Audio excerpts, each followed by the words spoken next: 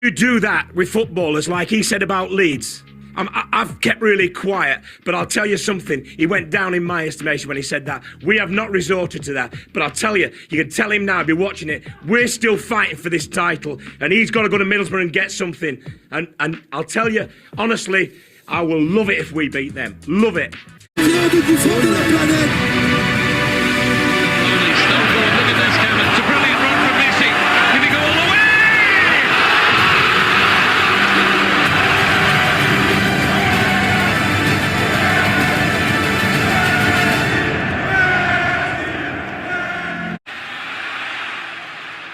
Townsend right in there. Houghton also making his presence felt. There's his shot. It's a goal for Ireland.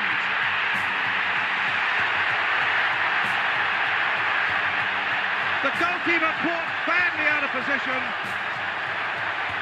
And Maradona turns like a little eel and comes away from trouble. Little squat man comes inside Budger, leaves him for dead. Outside Fennick leaves him for dead and puts the ball away. And that is why Maradona is the greatest player in the world. He buried the English defence. He picked up that ball 40 yards out. First he left one man for dead. First he went past Saxon. It's a goal of great quality by a player of the greatest quality. It's England 0, Argentina 2. good ball by Dixon, finding Smith. For Thomas, charging through the midfield. Thomas, it's up for grabs now. Thomas, right at the end. An unbelievable climax to the league season. You ever gentle on my mind. It's everything they've entered this season, they have won. Right, hi everyone, welcome back to the channel. Today I'm absolutely delighted to say that I've got Tony with me. Tony has just recently started a new YouTube channel called Early Doors Football TV, and he's a great guy. First time I ever come across Tony was when I was watching the Claude and the Vansters channel, and he was in the chat, and he always has got like a funny comment or two. So yeah, it's brilliant. I'm so glad to see that he's got his own channel as well. It's really, really good stuff. So I'm just going to let Tony introduce himself before we get really into it. So Tony, do you want to just introduce yourself to people and tell them about what you're up to and what you do and what not? Yeah, I mean, as you know, I'm Tony. Yeah, I've recently started up Early Doors Football TV after watching people like Warren, Claude, obviously Diesel and Terry, and quite a few other of the channels. I only felt it right to add my penny worth in and get some debate going on with certain kind of propaganda, West Ham, Arsenal, all types of football, and even, like I said, for my channel, I'm also looking to do even the grassroots level with the Sunday Football League where I'm based as well. I've been doing football now since I was 18, going on 19. I started into football, and believe it or not, Warren, I was not a footballer myself. I had two left feet, and it was a friend of mine that actually got me involved into football. He was staunch West Ham. He went off to them to kind of get into the apprenticeship program with them, etc. Got no chance there whatsoever. And then I got a phone call one day saying that he had been taken on as a manager for a youth team, and because I was doing St John's Ambulance because of a girl, that I got into that. He said we'd do the first aid side of things, and I said, yeah, not a problem at all. And a year later, I was then taken on as manager. I took over the club. Okay, so there was that from there, basically. So was that to do with West Ham, or was that a different club? No, that was a youth team. I did work for West Ham. I'll go on to that as we get near to that stage. But yeah, when I was 18 going on 19, he got a youth team. What were they called? East Ham Royals. and I came in as a coach. As a first aider, and him and a friend who I introduced him to, they knew a couple of lads, and unfortunately, the thing that they used to do was give the kids a clip around the back of the head, and I kind of voiced it quite, opinionally that you can't be doing that. Just because you know them, you can't be hitting them. And the players obviously took umbrage to that, and all of a sudden, like when the season finished, I think it came to the new pre-season. These lads must have had words with each other, because they just turned around and said to him, "We don't want you as manager anymore. We want Tony as manager." And that was that. So we came in, and basically I got 2 new signings, as a left back and a right back. The right back, I decided to put him up top. He just seemed like, he had something a little bit about him, and it worked because he got me 25 goals that season. So as good as, from a right back, moved into centre back, into a forward position. He got 25 goals, and we missed out on winning the league. But the team that finished top of the league, we beat them in the final on penalties. So it was a good season. And it started from there. Sounds good, mate. So let's go back right to the very beginning, Tony, if you don't mind. So can you tell us where you were born and where you grew up, mate? Yeah, I'm born in East Ham. So East London, and born and bred. Lived around there for virtually all my life as a youngster. Obviously, West Ham was only 10 minutes up the road from where I lived. So it was inevitable that obviously they were going to be the team I was going to support. But me and my best friend, when we was youngsters, we got into quite a fair bit of trouble. We kind of used to go on our own little adventures, going around places. I think the place was called out several times trying to find out where we were, because we was just disappeared forever and a day. I actually kind of missed out on the premiere of Star Wars because I got back late for one time, and we was going to go to the cinema to watch it. That was definitely not going to happen after that. No. So yeah, it was some good times. It was good times, but yeah, I don't think it was good for my parents' welfare and being and their mental health. But yeah, we did that several times. So was there like a long history in the family of being attached to West Ham, or was it just something that started with you, or how did that happen, Tony? I think basically they did kind of, because it was the local team. They weren't exactly staunch West Ham fans, but they supported the club because it was obviously on the doorstep. Basically, for me, I think because I've got Mum introduced me to West Ham, because I remember we went to the parade in 1981 outside East Ham Town Hall, and that's what kind of got me into supporting West Ham more and more. I remember she kind of lifted me up and put me onto a pillar box so I could see what was going on basically at that stage. So yeah, it was from that point, 1981 onwards, I started to support West Ham more and more. Yeah. Okay, that's interesting. So that's how you started following West Ham, and was that your like sort of first club, or did you switch allegiance, or was? No, that was my first club one. Like I said, I was more into cars and things like that more than anything else. Football was the least thing on my mind. Like I said, I wasn't exactly gifted with technical ability when it came to football. Literally had 2 left feet. I got involved with football, playing with friends. Sure. That sounds interesting. I don't think I was going to set the world alight and get spotted. Sorry, say that again? I said, yeah, basically, I weren't exactly gifted with technical ability, so there's no way I was going to be making it big time in the football world as a player. Right. Right. But you just enjoyed it, though. It sounds like similar to me. I mean, I was never ever going to make it as a footballer, but I just loved watching it. Do you know what I mean? Yeah, Yeah, very much like you, mate. Yeah, I enjoyed watching it, and I'd kick a ball and get involved, etc. I was more defensive than I was anything else.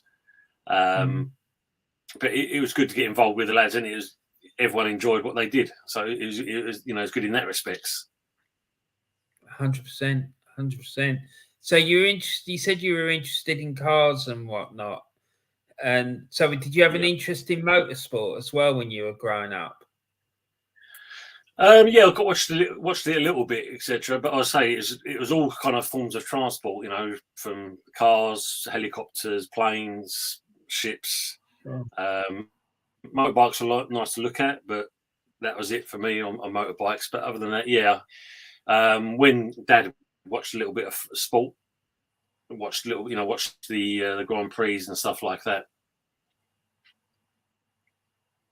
Okay, that's interesting. Because, all right, I mean, I've been to watch, what do they call it? I've never been to a Grand Prix or anything like that, but I remember I've been to Speedway a few times. And there's just the smell that comes off the track of the petrol and all the rest of it. It's quite exciting. My mate really got into it, but when he gets into something, he really gets into it. Do you know what I mean? He likes going into everything and whatnot. But I wasn't really that interested in it. But I enjoyed it when I went, but it just weren't my thing. I was more into football and rugby and stuff like that, Yeah. So you started off being a West Ham fan, and that was because it was your local team, and so I mean, what was it like being a West Ham fan growing up and living around, the area where West Ham is? How was that for you, mate? Yeah, I mean, obviously,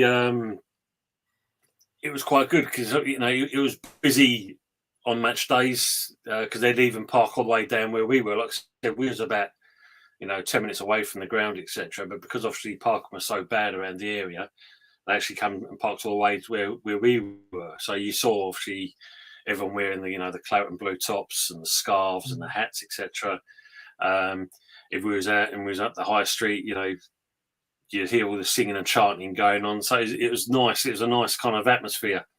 You knew obviously from where if West Ham were doing well, because let's say we could even hear the roar of the ground from Upton Park, especially even when there was getting a goal scoring opportunity, you just hear that kind of noise going on, so it's that involvement, even though we was the distance where we were basically from it, I think it was several years afterwards actually got because that was one thing I didn't actually get to do really was actually go to any of the games because Mum and Dad weren't exactly into that kind of frame of doing things like that. Dad was working more, the majority of the time. So, and I don't think Mum was going to get herself involved in going to the ground.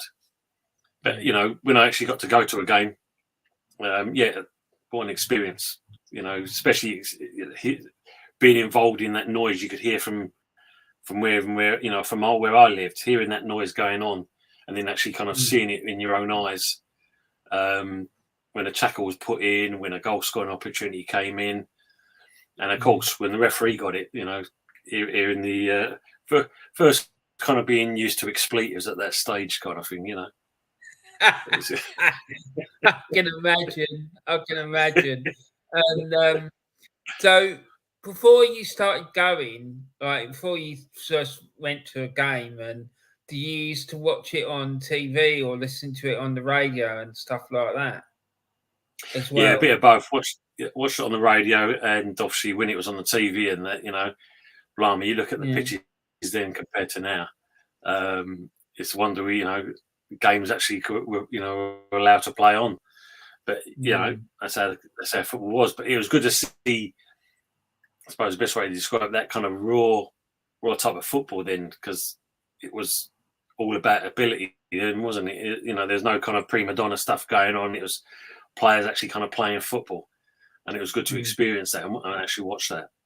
Obviously, it wasn't good to see him lose all the time, but there was moments when we did win the odd game here and there. Yeah. So no, but I mean, I can remember back in the day when you had Trevor Brooking, you had what's his name, Devonshire, and Alan Frank Devonshire, yeah. Lampard Senior, and there were some good players in that team. And the goalkeeper, God, what was his name? You had Phil Parks, didn't you? Phil Parks. Phil Parks. You had Billy Bonds, and Yeah. there were some good players at West Ham, and they always had a reputation of bringing players through, didn't they? Yeah, they did. Yeah, I mean, that was one good thing from Ron Greenwood to John Lyle. Apparently, if you look at them two, when John kind of got injured and he was coming onto the coaching staff, apparently him and Ron Greenwood would sit in a car for hours on end, just literally talking football. And that intrigued me in it, because it's a case of I suppose that's where it was all developed. If you're passing on that kind of knowledge of how you're going to get, the team to play, etc. And of course, it proved the point when you think we had Tony Cottee and Frank McAvenny when they signed him, etc. And when you look at that '86 season when we finished up third in the table, considering when you look at the likes of Arsenal and Man U, usually the top kind of teams. For West Ham to finish in third and then to be in the joint top goal scorers, that was quite interesting. And reading John Lyle's biography, they signed Frank McAvenny apparently in a little chef on one of the A road motorways. Right. That's how the dealers were done back in the day. Yeah, no, it sounds quite interesting. See, that thing with Frank McAvenny that you're talking about, I saw him a couple of weeks ago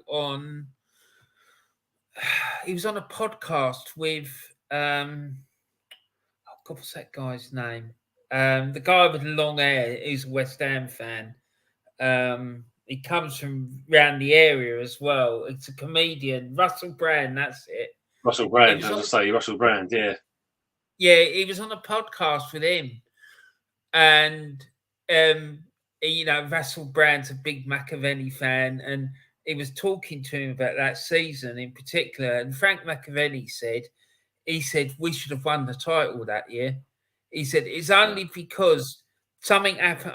He did explain what happened, but something happened that West Ham missed loads of games at some point during the season. And then that's try and catch up. And they were playing like 2 or 3 games in a week, whereas the other teams weren't playing as many, and that's why they didn't win the title, because they just got too tired. Yeah. They had too many games to play. So, and that I remember that team. It was a great team, and they did really, really well that year, didn't they?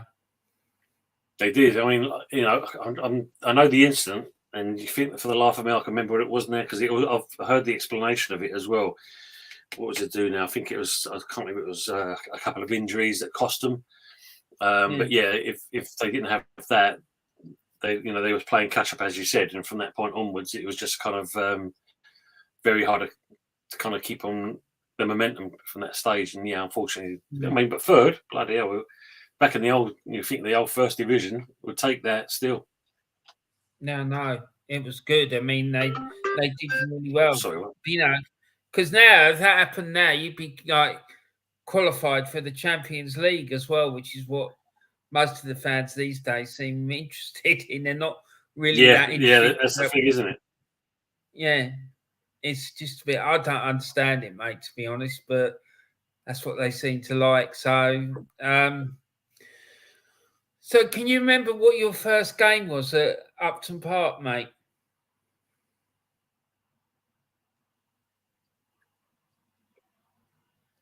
Tony? Yeah, I can.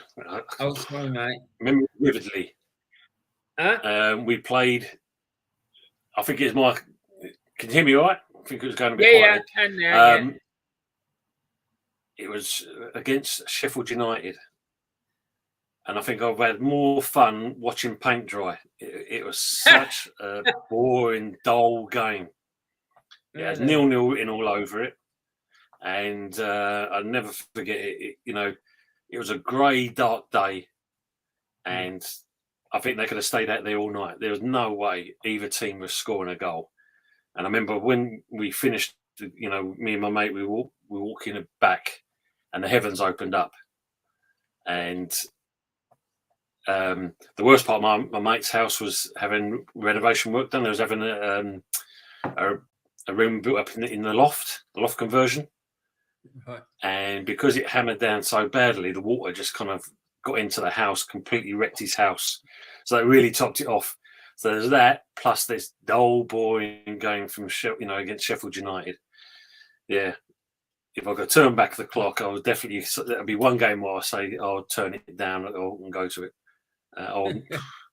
Yeah. There was a couple, put it that way. It was, it was a good couple of hours. You wasn't going to get your life back on. No, exactly. But, being there in the crowd and all the rest of it, how was that for you, though, Tony? I know you said it was like a really bad game and that, but how did it feel like being in and amongst all the crowd and whatnot? Yeah, I think that was good to experience that. I mean, you think, first of all, just walking to the match, and then, of course, you can see the crowd building up as you're getting nearer to the ground. And then, of course, then you start smelling the burger stalls, the hot dog stalls, etc. And then, of course, you get into the ground itself, and then finding your way in. And obviously, you could hear the people selling the scarves and the programs. And just get involved in that alone. And that just gives you that buzz, doesn't it? When you see them, kind of that kind of feeling. It's really, it's a nice experience, because you don't always get to kind of get those kind of. I think if we knew what the game was like, I think most of the fans would have turned around and walked back out again. But beggars can't be winners at the end of the day. Mm-hmm. See, because I remember, like, when I was a youngster, I used to like the smell of the cigarette smoke or cigar smoke or whatever it was. Do you know what I mean? Because there was that smell, and then all the singing and whatnot. It was great. I really enjoyed it, mate, to be honest. And like when I started going, Arsenal fall. Like we got thumped 4-1 at home against Ipswich Town one game. Do you know what I mean? They're like, It was week after week after week they were getting beaten. Do you know what I mean? And it was like, it was bad. But I just enjoyed being there and like being all part of it, So, Tony, how old were you when you went to that game, do you think? Can you remember?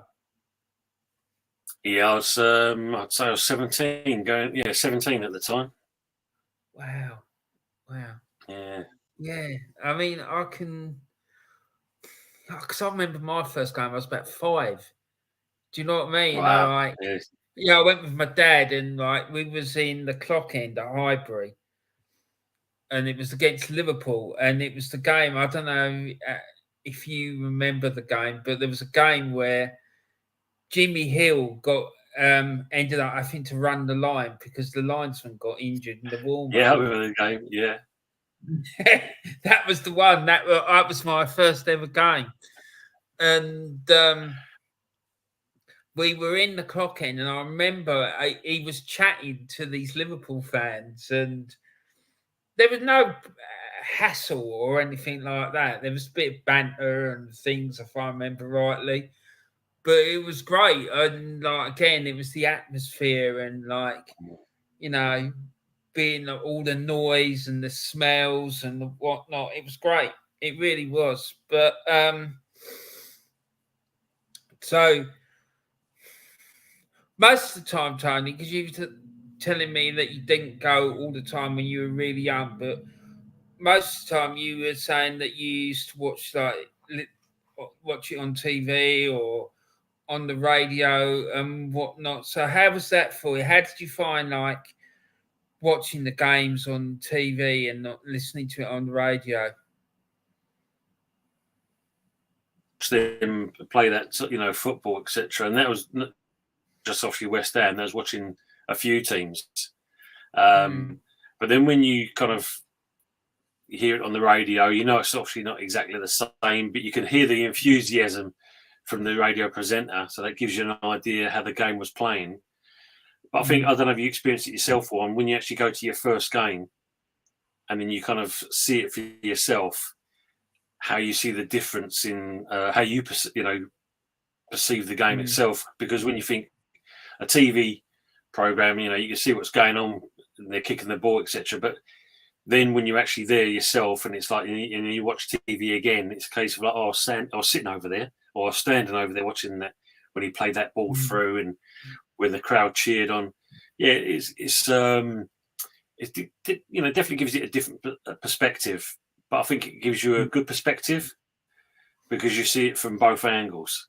You've seen it actually physically being there, and then obviously when you're sitting down as a couch potato, basically watching it with no hassle of anyone knocking a pint of beer into you or having smoke blown in your face and stuff like that. There's a big difference. Yeah, there is a big difference. And I used to find as well that I'd come home and watch highlights on TV, and I used to think, this ain't the game that I went to see. I don't like it. It was like, I remember it being a game where X team had all the possession, were like battering the other team, whereas they, when they got their hands on it, they'd butcher it and make it look a lot more even. Do you know what I mean? And I was thinking, no, that's not how I remember it. But I used to really like listening to the radio commentary, like for like European games or midweek games, when you had the likes of Peter Jones like doing the commentary, because for me he was just unbelievable. He was quality, he really was. And I remember once I was watching Claude and the Bansters, and you remember how Terry used to do the commentaries? Yeah. I remember once putting in a comment saying, Terry, you sound like Peter Jones. And he knew I was talking. I was shocked because I didn't think he'd know who Peter Jones was, because he's a bit younger than us, isn't he? He is, yeah. I think that would have been Charlie. His dad would have, made him aware of who he was. Yeah. Because, I don't know. I mean, because I used to love his commentaries. I thought they were brilliant. He did them well, didn't he? I give him that. He did do them well.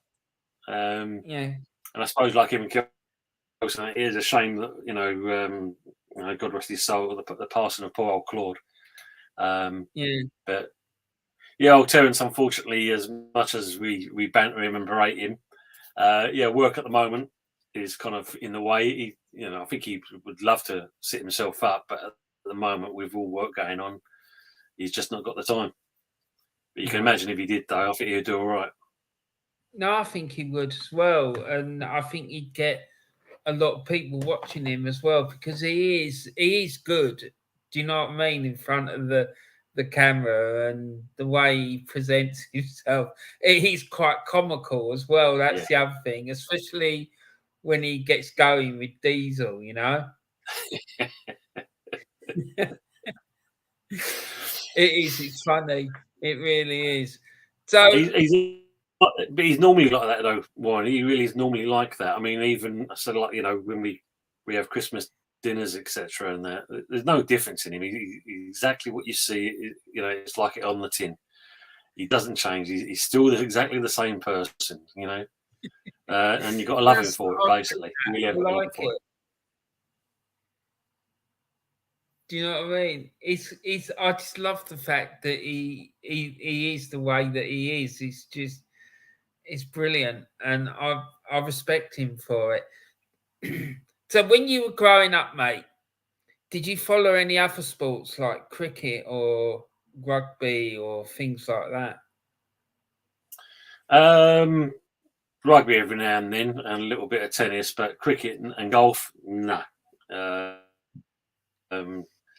I just found that too boring, really. Yeah, I know what you mean. But other than that, rugby, no problems at all. And tennis, watching that, you see how competitive they are. And that, I mean, I don't know, you watched it today. The guys in the wheelchairs. I mean, that takes some doing. You got to think how fit they must be to do that. let alone, the likes of Djokovic at the moment. But the guys in the wheelchairs, what they do, that takes some doing. So total respect for those ones doing that. Yeah, 100%, mate. 100%.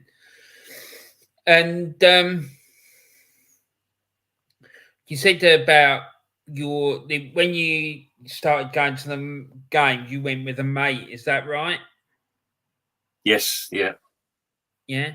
So just like to give it some context, like for the people watching, how much was it to get in at Upton Park when you first started going? I think when I was first going, it was about £8 or £9. I remember rightly, something like that. Yeah, I think it's about £8 or £9. Because I remember, right, when I started going, people laugh when I tell this story. Right, it's £1 to get in the North Bank, right? Wow. And it was £3.50 to get in like the lower tier of the West Stand. And I think it was similar price for the East Stand as well. And I think the programme, I think it was 20 pence. Do you know what I mean? And like, I remember when I was a kid, people telling me, "Oh yeah," and I'd have £10, and I used to be able to go to the cinema, get the bus, get fish and chips, and I'd be able to do this, that, and there was this whole list of things they could do with this £10, £15, right? Bloody hell, that's ridiculous. I like now when I tell that story, and I'm thinking, Jesus, I sound like these people going on about what they can do with that tenner, But it's honest, God's honest truth. That's how much it was, and then it went up to £1.20, and I remember it going up to £8, like you say. And so, did you ever get a season ticket at West Ham or anything like that, Tony? Only a couple of years back, obviously, when we had Pellegrini in charge, we got a season ticket then. But after watching when he was in charge and we finished the season off, I flatly refused to get another one because I thought to myself, there's no way I'm paying season ticket money prices to watch that type of football. Because, when you think Pellegrini came in with all the hype of what he had done previously, etc., as always with our owners, just like your owners, bringing someone that we think he's gonna, it's a token signing that we've got. He will do well for us, and we can sit on our laurels and think self, this is what we done. But Pellegrini was just so negative in his style of football that just kind of, I said, there's no way I'm going to pay for a season ticket while that man's in charge. No, so yeah, back in the day, no, I didn't buy a season ticket. It was kind of, when I went to see the odd game, etc., I'd pay the full price. But other than that, I wouldn't. With Pellegrini in charge at the time, once come the new season, I decided I wasn't going to get a season ticket. So, what was it like getting tickets for matches when you were going to watch West Ham? Because it got to a point at Arsenal where it was near on impossible to get tickets. I mean, but what was it like for you, Tony? Yeah, I think you had to kind of pick your games. I don't know if you was in the same position. You had to pick your games where you think yourself, I've got a chance of getting a ticket, because like you think yourself, oh, this team's coming. You knew straight away like it was a category B or a category A game. There's no way you was going to get a ticket for that game. So yeah, there was a lot of games missed out on just because tickets weren't available, and if they were, they were going to be silly prices, and I wasn't going to go down that route, etc. So yeah, certain games were hard, and then I think it was, what was it now, the early 2000s, where we had what was it called, the bond scheme. That was a complete disaster. So you buy X amount of shares, etc. That entitled you to get certain tickets at certain prices, and I think it just caused more disruption than anything else, because, as you said, where people want to buy and actually watch the game. People just buying tickets for the fun of it, so they could try and sell them on for better prices. It just kind of took the fun out, took the shine off of it a little bit. Yeah, it's not too dissimilar to what's going on at the moment. But I remember that bond scheme because we had one as well, and like they were going to push the tickets up to 12 quid, right? And I remember there was a massive like upset about it, and people were saying, "No, I'm not doing it. I'm not paying it." Do you know what I mean? And because it had gone up to 8 quid, and there was people were angry about that, and then when they brought the bond scheme in, they were like charging God knows how much to get in this bond scheme, and then you had to pay. They wanted you to pay 12 quid for this bond scheme. Sorry, then you had to pay the tickets, and it was going to be like £12 on top of this bond scheme. And I think it was around about the time that the Premier League started. I might be wrong, but I've got this idea in my head it was then, but I might be wrong. Yeah, I think it was just before then, because I think it's still Div 1 kind of thing, because I think we actually got relegated at that point as well. And they're still wanting this going on, etc. And I think, we was in the same position. Protesting was going to be going on. But as always, even though we got relegated, we still packed Upton Park out. That was, one thing you couldn't put down on West Ham, even though the team may be playing badly or we got relegated, etc. You always guarantee that Upton Park will always be full. That's how much support they gave to the club. That's for the love of the club at the end of the day. But sure. It was just a foul scheme. But I think it's still. I don't think we hear so much of it these days, etc. But I know it stayed on until I think we moved to the London Stadium, and you still talks about you could, if you was a bond scheme holder, you could still get X amount of. But what a waste. Good ideas, but no kind of benefit out of it, really. No, exactly. So, when you started first going, Tony? What was your match day experience like? What I mean by that is, what time it would start and what would happen during the course of the day, and then what time it would finish. I used to go swimming in the morning time with my friends, and also then come back, have something to eat, and then I'll be going out later on. So I'll get myself all ready, go to my mate's house. He lived a bit closer than I did to the grounds, and then of course it was one of those, we knew the time we had to be there for. But my mate, for some reason, just kind of liked to long it out as long as possible. I think because he thought he was on the doorstep, it'd be nice. It'd be all right. We can just turn up when we want, kind of thing. It's like, So the other 20 or 4,000 people were thinking exactly the same thing. Can we make sure we get there early, get ourselves in there? Oh yeah, sure, no problems at all. But I've just got to, it was definitely one of those. So sometimes I used to pull my hair out a little bit, kind of think like, because I just wanted to get there. I just didn't want to be hanging around in crowds and stuff like that. I just want to get into the ground and then deal with it, not kind of beforehand.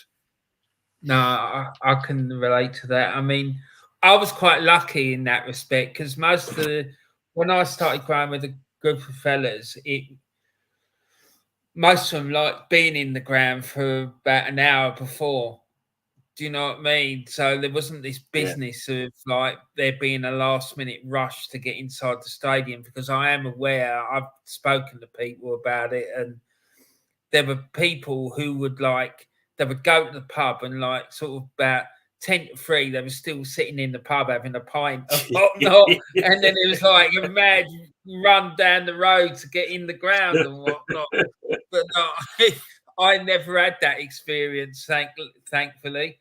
And as well, back in the day, I remember that in the North Bank at Arsenal, there was like, you might be able to see on the back, that thing behind me, there's this like sort of look like there's an opening, and you went in through that opening. In the back there was like this like refreshments bar, and they would be selling burgers and food, and there was also people, they were selling beer out of it as well, because it's there was a time, I don't know if it's still the case now because I don't go regular anymore, but there was a time where you couldn't. They stopped selling alcohol at football because of all the crowd violence and whatnot. But yeah, then this was probably about mid-80s or so. You'd be able to go to in the ground, be able to buy a pint in the ground, even though it was terribly watered down and it did taste like the proverbial. It was horrible. Do you know what I mean? But you would be able to get a beer. Do you know what I mean?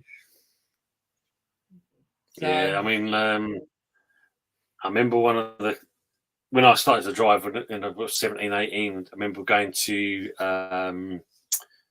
Oxford. We had Oxford United. And we're in the open air and we're watching this game, standing and watching this game. And I'm watching it and I suddenly thought to myself, is it raining? And I looked over my shoulder like that, and there's this fella 2 rows back over to the left of me and there, taking a piss, basically, in front of everyone. And it's like, really? And it's like, wow. It's like, God, dear me. It was. And I thought to myself, that just showed you the other side of it, Warren. The good with the smooth, basically, and that was just kind of typically summed up that I know you want to watch football, but to say that no, I ain't leaving. I'm going to watch this game now. I'm going to take it over there in front of everyone. Don't worry about it. I'll just watch me game as I'm doing it, and it's like, Jesus, no, that's just it's bad. I remember being Celtic once, and we was in the jungle, which was their main. It was like their main end, and we're standing there, and it wasn't like I've been told that this experience I had is not uncommon. The piss running down the steps of the terracing. But people just, because they went to the back of the, mind you, these fellas would do it. What they would do, they wouldn't just like have it out and do it where they were stood. They did have the thing to go to the back of the terrace and relieve themselves there. Do you know what I mean? There was a bit more courteous. There was a bit more courteous, is what you're trying to say. Exactly. But it was madness. Do you know what I mean? So, yeah, I don't ever remember thinking, oh my God, is it raining? And the next thing you know, someone urinating themselves. Oh, dear, oh Lord. No. So, when you were... what was I was going to ask you? Hold on, let me get... So, yeah, when you were watching football, going to football and whatnot, did you ever bump into any, like, famous players or anything like that, Tony? No, didn't really see so much then. In the younger days kind of thing. But obviously, like, when you kind of later on in life and you was going more into, like, if you look at, like, for instance, to the left of the picture, you've got the Old West Stand there. You had more of an opportunity to kind of see some kind of players, etc. I mean, like, when you look at, I remember my old sales manager when I was doing the upholstery game. He was Charlton Athletic, and a friend of his worked for a big packaging company, and he had season tickets for various grounds, and Charlton was one of them. And I must admit, if you've never done it before, corporate is definitely seems to be the way forward if you're going to watch a game, because there you can comfort, you speak to some of the old players, and then you go and watch the game. The only thing with Charlton's corporate area was the stand above you, it just drowned the sound out. Couldn't hear nothing. The only reason why you knew that, the game was kind of exciting was you could just see this ceiling above you bouncing all over the place where the people in the chairs are jumping up and down on the chairs. Other than that, all you heard was just no noise at all. It was just deafened out. So yeah, corporate is definitely a way forward. Got to see some of the ex-Charlton players, etc. But yeah, West Ham wise, I got to actually kind of meet them when I actually worked at West Ham myself. So I actually dealt with some of the players. So that was a good experience in itself. But I think we'll come to that when you ask that question. Yeah, I was going to. So, who did you meet, Tony? What players did you get to meet when you was working at West Ham? So there's obviously back in the day, then you had obviously Ludic McCloskey, you had Clive Allen there, the Trevor Morleys, Ian Bishops, George Paris's, Steve Potts. Back in the late 90s, 80s squad, and of course. Then, going on a bit. Was it over 2000? What year was it now? 2001, 2002, I think it was. When I worked with the under-15, so I worked with Frank Lampard Jr., Rio Ferdinand. They were the only ones that really kind of broke the mould out of that current squad that they did have. I mean, the worst part about it, when you certain players come to the club and they thought they'd made it, and obviously fell by the side because they just thought they'd made it and didn't give anything after that. They got the foot through the door, and that's when they basically kind of was told, or that's when they was released, because you've got to do. You still got to work hard. It's no use kind of coming in and thinking yourself just because you've been chosen by West Ham, or and I think this is for any football team. Once you're in the door, that's when you step up. And we had one kid. He came with, what was the first team? I think he came with Norwich first of all, and he must have gone through at least 6 other teams, where his dad was trying to get or thinking that his dad was going to get the best deal. He even come to us at one point. And I don't think that kid made it, all because of the dad, just trying to get the best money. So yeah, it's a sad thing. But then the other case we had Spurs come to us, and one of the coaches, Don, nice old guy, he said, they've got this kid coming. And this is, like I say, the under-15s at the time, and this kid was already rated £1 million, and he was a attacking midfielder. And when he came on, you can see there's something about him, etc. But a year later, his family left the UK. He went back, I think it's to Jamaica or something like that. And eventually he ended up playing in the Italian league. And then eventually he was signed by Man United. And that player was Quinton Fortune. Really? Yeah. Was that him? Wow. Yeah. Wow, that's amazing. But, so I remember. Sorry, mate. I was going to say. I remember. We went to one game.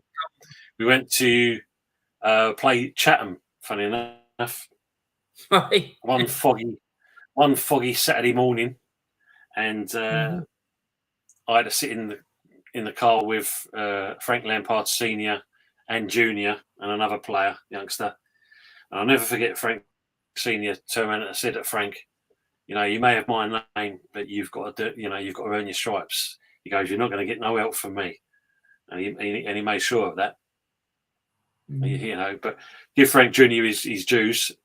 When training was finished, Frank was still out there for a good couple of hours, still kicking the ball, learning his free kicks, how to hit the ball. And as you know, he went on from there. So it obviously worked. So yeah. Because I always had that impression with Frank that he was a hard worker and he trained hard.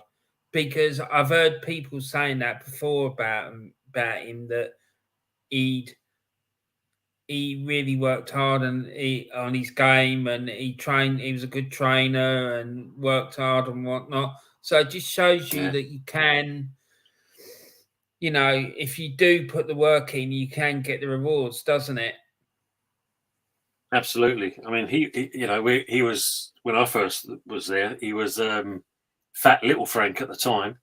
He was a chubby little thing, and then basically got glandular fever, and it kind of did him a favour actually, because it just knocked the weight off of him. And from that point onwards, I think that sort of drove him to push him how he was. Because he did put the work rate in. There's no two ways about it. He really put the work rate in. Fair play to him. Fair play to him. So you've met a fair few, sounds like then, with your time working at West Ham. But what was it like working at the club, Tony, when you were there? How did you find it?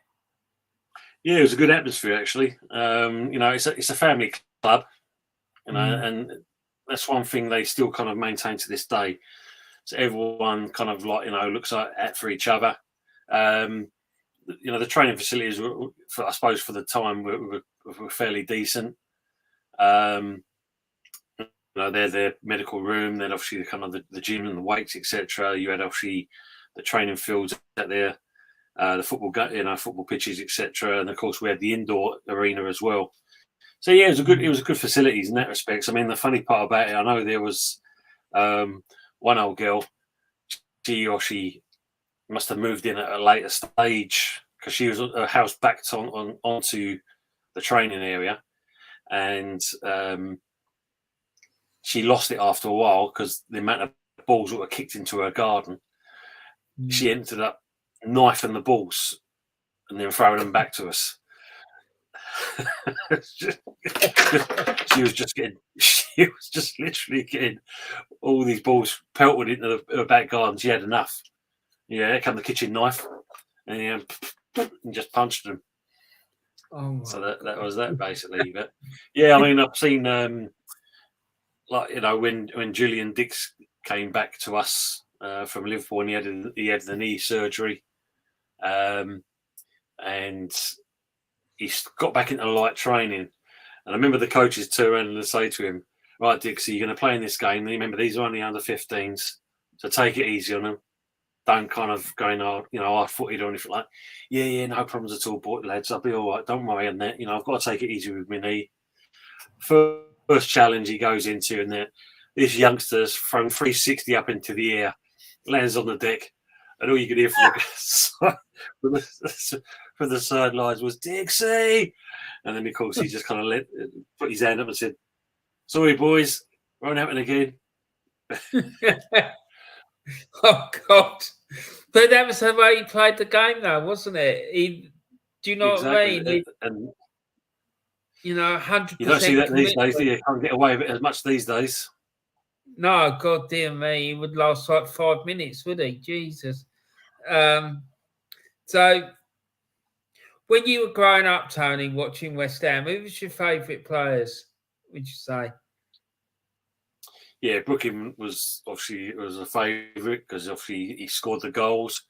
Also, like the likes of Devonshire as well. He was a classy player. He just kind of floated on the air basically with that ball. And we got Liam Brady into the team. You could just see the class in that fella, and full well he was like playing for you guys. So to actually acquire him at that later stage, I mean, obviously we had Pop Robertson. He still could do things, and it was good to see them. It was a nice balance, You had kind of young, you had kind of the older, experienced players. You had the ones in between that was kind of getting to their peak, etc. It was a good balance, and I think that was one good thing. As you said, like what we've done over the years with the players that we produced. Like when you think about it, Tony Cottee, Paul Ince. The one thing you can say about West Ham, as much as our calibre is, the one thing we've always done is produce multi-million-pound players. So that's one thing about. I mean, the reason I got involved with West Ham was because of one of the scouts at West Ham, Ronnie Gow, lovely fella.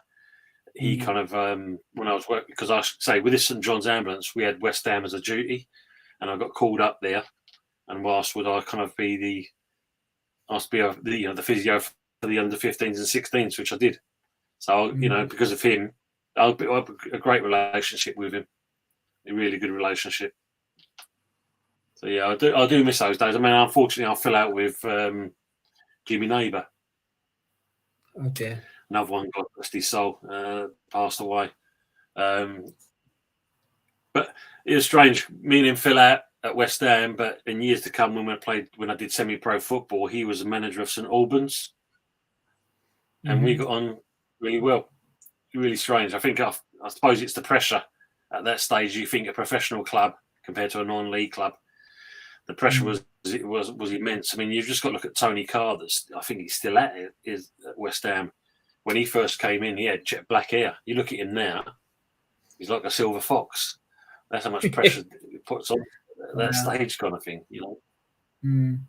Because it does really, you know, there is a huge pressure. I mean, I remember seeing John Hollins, because John Hollins used to live in the same town as me, and when he was managing Chelsea, and I don't know why, but he used to travel to work on the train, and I used to see him at the railway station every morning, and you could see him deteriorating throughout his time as manager at Chelsea. Like, he'd get worse and worse and worse. And one day I nearly went up to him and said, "Listen, mate, why don't you just knock it on the head? I've seen you the last 6-7 months, and I've seen you deteriorating. Like, is it really worth it? Just like, I'm worried about you, about your health." I could see him getting worse and worse and worse, you know. But yeah, it was quite sad, really, seeing him go like that. Well, you funny, know what I mean? it's like, isn't it, when you think it must be a Chelsea thing, because look at Graham Potter when he first started there to how he finished up. Yeah. How that basically had aged him in that short period of time. Yeah, no, exactly, mate. Exactly. So, so how long were you at Chelsea? Sorry. How long were you at West Ham? I was there for just over 2 seasons. Wow. And so yeah, because I remember the second season, because then the likes of Frank and Rio are kind of moving on a little bit, you know, a bit higher up, etc. And I remember the new batch of under 15s, and was at Chadleaf in the indoor arena, and of course these youngsters thought they had made it, and they're all kind of giving it all the large to me and that, and you know, think they can start saying things and this and the other. So I just kind of started looking around at the players, and I'm kind of bobbing my head, looking at them, and they think to themselves, and they're looking at me and wondering why I'm doing all this. I'm looking around, I'm looking like that. What are you doing? And I just went, I'm just looking who's here next year. And it just shut them up there and then. Because basically they knew that if they didn't make it, that they're going to be gone. But yeah, and it's one of those, isn't it? You know, they've really got to shine. A classic one was, this is when Bonzi was still manager at the time, and Redknapp had just came in, or H as he was referred to. And this youngster had come in, and literally Jimmy Neighbour come walking over, and he looked at the coaches and said, "Who's that kid up top?" And whatever his name was, and he says, "Don't like him, bin him, get rid." So the coaches obviously didn't listen to Jimmy, because he was there the week after, and at this particular game, Bonzi was watching, and Jimmy come walking over, sees Bill's there, and of course he's around Bill like fly around shit. And he's kind of saying, like, you know, "Yeah, Bill, see that kid out there? He's mustard. He can jump up in the ball, this, he can do that." But yet the week before, Jimmy's saying, "Get rid of him." It just shows you, you know, 1 minute you crap, and the next minute you're good. And unfortunately, at that level, and that's not just West Ham, that's several. How many good players have probably been lost to just by ill looking of a player? It doesn't, you know, the face doesn't fit. How many good players have possibly been turned away over the years just because your face don't fit? A bit of a shame. It is a shame. It's a massive shame, mate. And listen, everyone, please make sure you subscribe to Early Doors Football TV. This is Tony's channel. It's Tony that I'm talking to today. Please make sure you subscribe to him.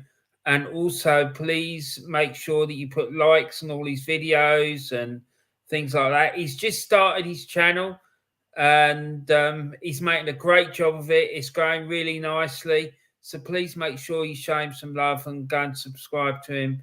He's a top fella.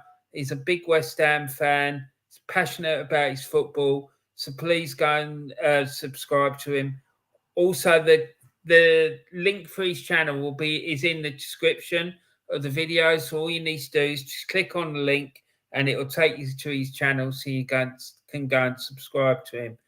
And I've seen him doing stuff on his channel about transfers. I've seen him he went to a parade for West Ham when they come back with the Europa Conference League title, and he's done chats with other fans from other clubs as well, and there's all sorts of things on there. He's done some stuff as well with the local football league near where he lives.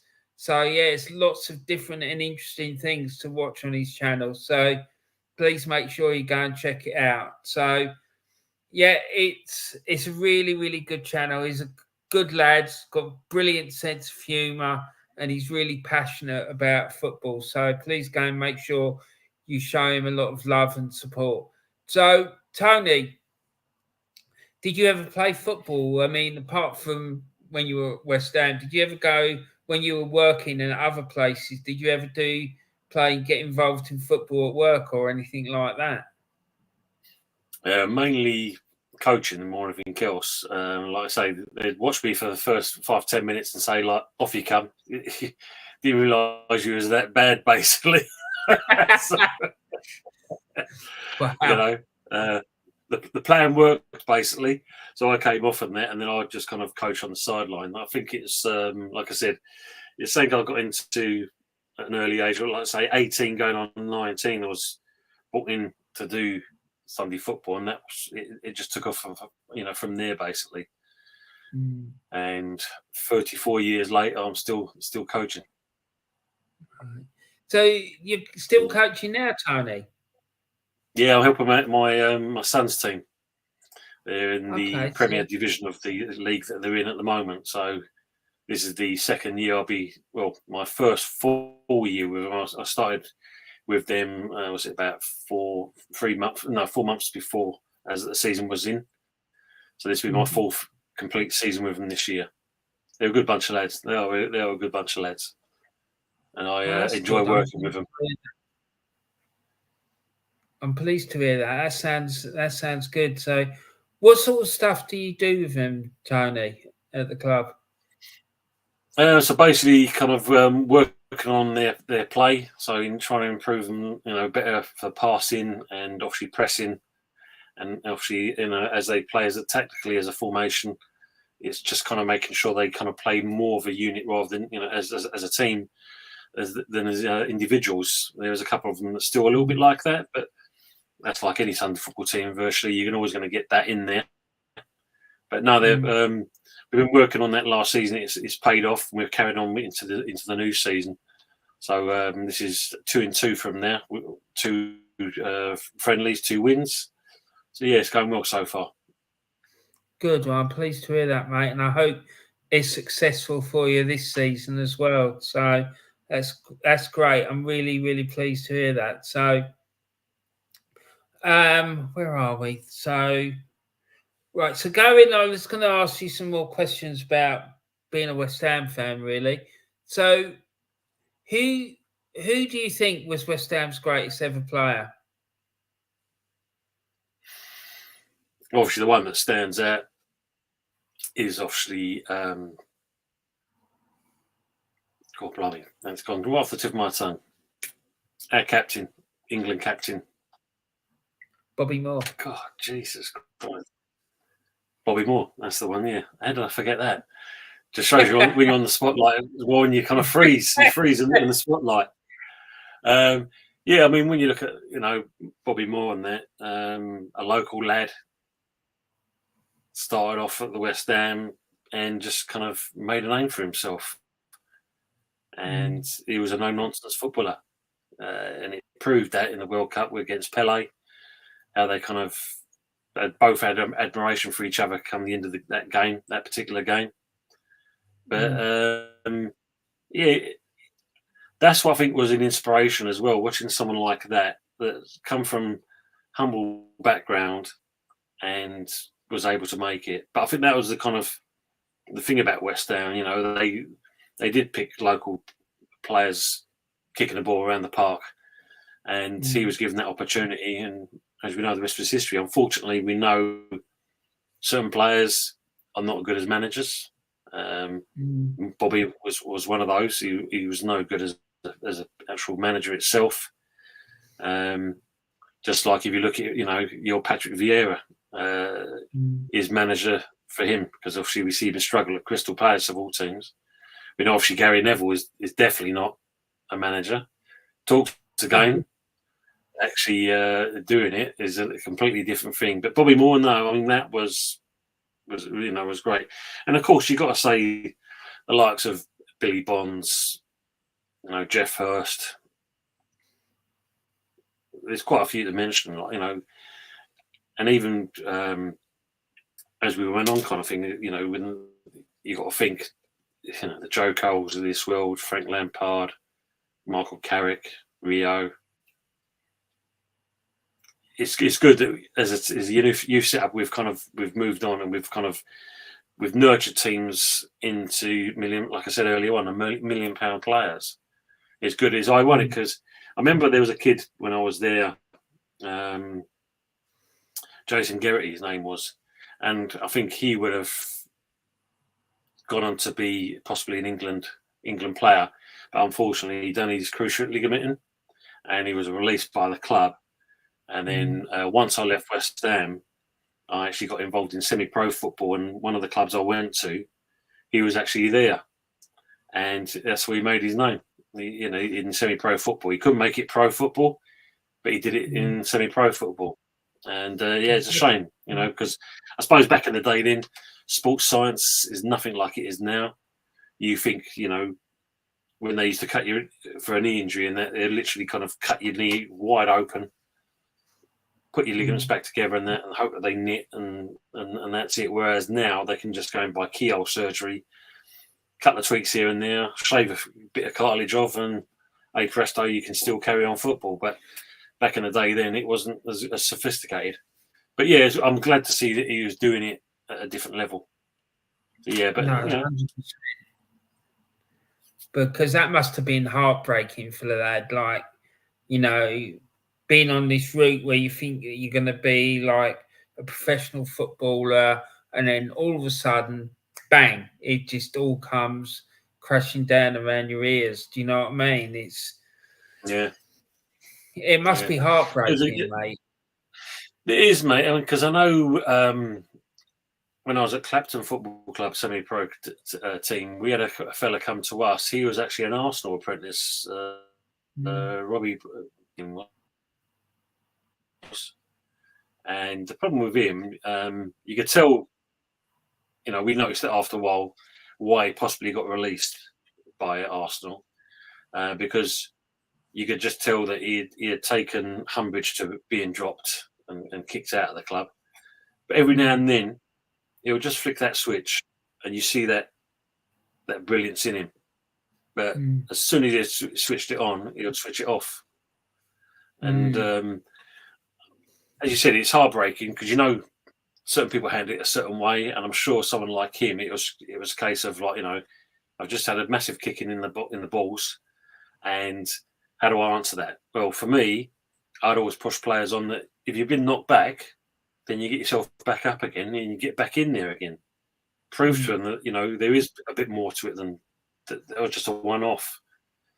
But for him, it just seemed that he had kind of given up completely. But every now and then, like I said, he'll just show this little 5 minutes of what he could have been, but just too inconsistent, which was a shame, really. But that was the difference between him and that Jason Gerrity. Jason Gerrity kind of realised that, okay, I'm not going to make it pro, so I'll do it this route. I'll go down this road, and this is what I'm going to do, and it worked. That's the difference. But I think it comes down to the mentality of the player as well. Yeah, for sure, 100%, mate. I mean, you know, unfortunately, some of them haven't got that in them, have they? Do you know what I mean? They've got all the like natural technical ability in the world, but if they haven't got the right mentality, then it's not going to happen, is it? No, this is the truth. Absolutely. So I mean, it was quite good watching your one with Matt and the Southern Goon, and how his philosophy was when he said about his teams. And you know, I kind of put myself on the same part of that, because at the end of the day, it doesn't matter what team you face. It's what you tell your team. You know, you'll go out there and you're going to win that game. And with a player, they should think exactly the same. You know, you've had an injury, but doesn't mean that you're finished.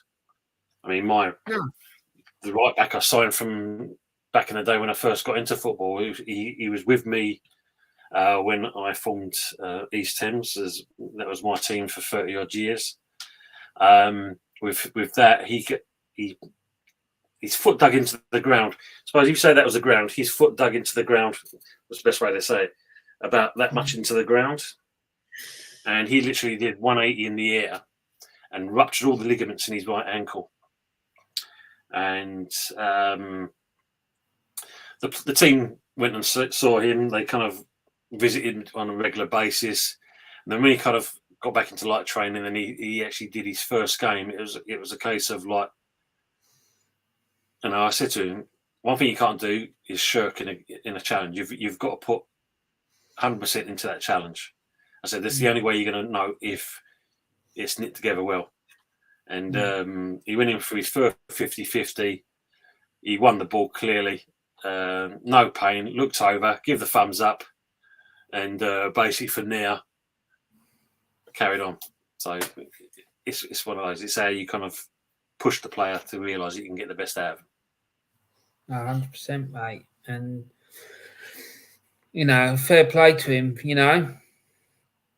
So, Tony, we talked about, you know, some of West Ham's great players from the past and whatnot.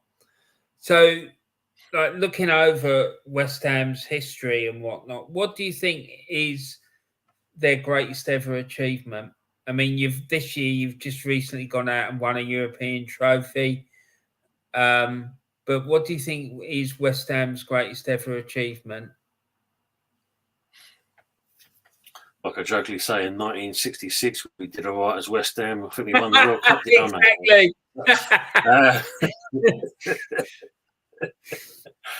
Our best achievement, I suppose, if you look at it, it's obviously, you know, winning the cup in 1981. That's definitely got to go down there. I suppose if you look at the last couple of seasons, apart from last season, I know we won the Europa Conference, but to finish in the top half of the table and be, you know, consistent winning, that in itself for me is a great achievement, because it was good to see that there was consistency in the team. We was actually regularly winning teams, beating teams, and convincingly beating teams as well. Because I think that's the main thing. It's what winning games, but can you be consistent in winning games? And we was doing that. Obviously, we know last season, league-wise, we was fortunate enough to end up where we did, 14th, considering how poor we were, and obviously there was that talk of obviously relegation. So yeah, to come back into that. I mean, even look at when we got relegated before, when you had like the likes of Pardew and you had Sam Allardyce get us to where we are, etc. They're all great achievements. As you know, West Ham have always got their issues. Probably the best way to kind of describe it.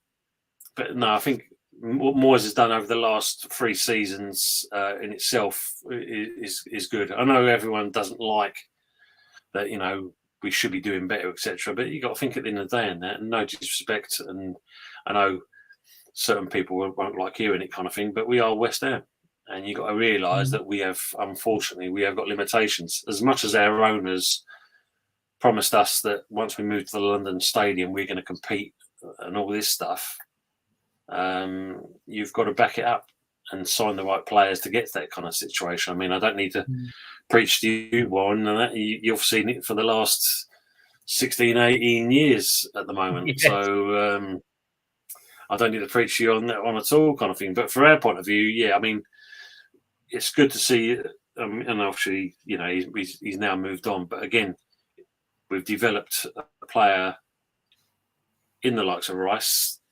You know, he's going to be the future England captain. No doubt he will be captain for Arsenal. I can't see it too far from happening. I mean, to me, to be honest, mate, I'd make him captain next season. But go on, sorry. Yeah, I mean, you know, when you look at something like that, it just shows the caliber in it. I mean, because, you know, when all this speculation of what's going on, etc., the one thing he offers more than anything else compared to even the likes of, you say, of Xhaka, Partey, Odegaard, etc. Rice has got a maturity for his age. He's got this maturity about him, and that's the difference he's going to add to your squad. You know, he'll give you that. You know, so it's going to be a great addition for you guys. See, the thing is, I watched yesterday, right? They had this thing on the Arsenal website of Mikel Arteta introducing him to the squad, right? And they're all in this big room, like a cinema room or something it was. You know, there was like steep steps with seats and whatnot.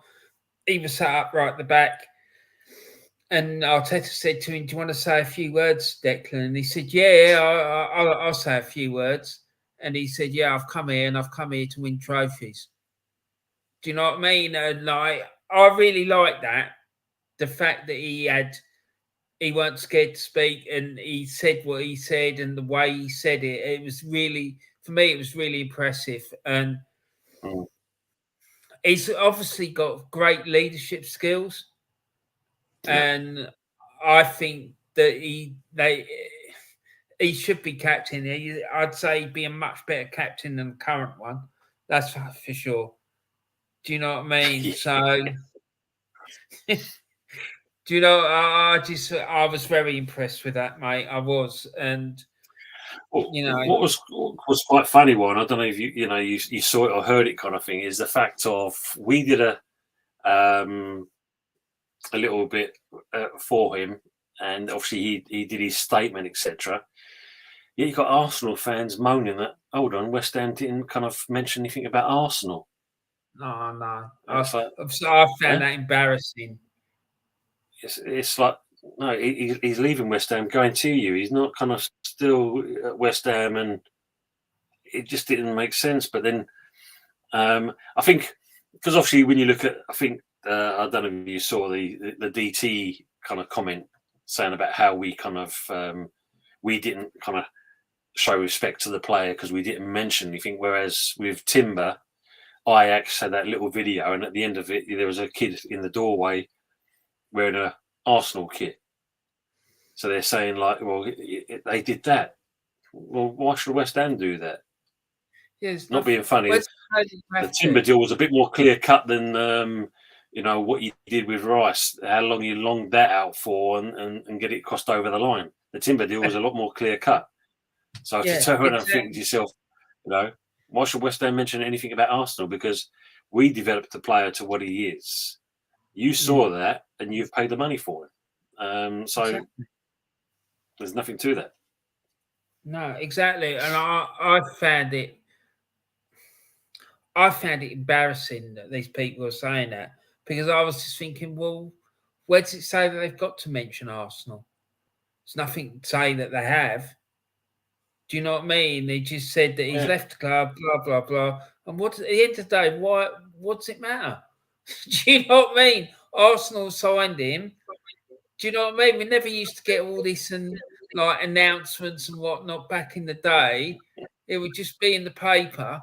You pick up the paper, oh, this club signed this player for 20 million or like $375,000 or something, and that was it. when like statements released and all this carry on. Mate, I just find it baffling, really. But it's a modern fan for you. They're very expecting too much. strange creatures. Yeah. Well, yeah, because obviously that has been the comments been made, kind of thing. I mean, like, one thing I'll say about Rice, and in the day, at least he said it as well. He loves West Ham. He loves the fans, and it'll always be his club, kind of thing. But Arsenal is his new club now. But that just shows you the difference in that professionalism, in the fact of he showed that respect. You see certain players that they do certain things, and it's a case of like it rolls, the fans up. But no, he's been completely respectful all the way through in there. I know certain West Ham fans are saying, well, it's job done there, you can F off and all this kind of stuff. But players, career is only for a short period of time. So always try and play to the highest level possible. I'm not saying that Arsenal is the highest level for him, but always play to the highest level and obviously do better. And that's what he's looking to do. And he's chosen as that kind of that platform at the moment. Exactly. So we'll see. I just think the way he's conducting himself is a big, it's a big thing to him. Do you know what I mean? It's like he should get a lot of plaudits for that because, like you say, a lot of players they go and they disrespect the club, and mind you don't know what's gone on behind the doors a lot of the time, and but Declan seems to have come out of West Ham and like he can go back there and he can hold his head high because he did it with a lot of respect, in my opinion. Do you know what I mean? And so anyway, what do you think West Ham's greatest ever team was? And when I'm saying that, I'm not asking you to pick an all-time 11. I just want you to tell me the team from the season. So they say, I don't know, the 1980 FA Cup winning team or the team that won. What was it? The Cup Winners' Cup you won back in the day? Or let's go back. Yeah. And then this current team, do you think? Which team would you say is your greatest ever team? Or even maybe that one that McAvenny was in with Cotty that nearly won the league title? Yeah, I was saying the 86 team would probably be the one because when you think to finish third in itself was a massive achievement. And as Frank Turner said, we had the opportunity to actually win. We could have won the league that year if it wasn't for the issues that the club had at the time. I think if you look at the other team that was fairly decent back in the day, and is when Redknapp was in charge.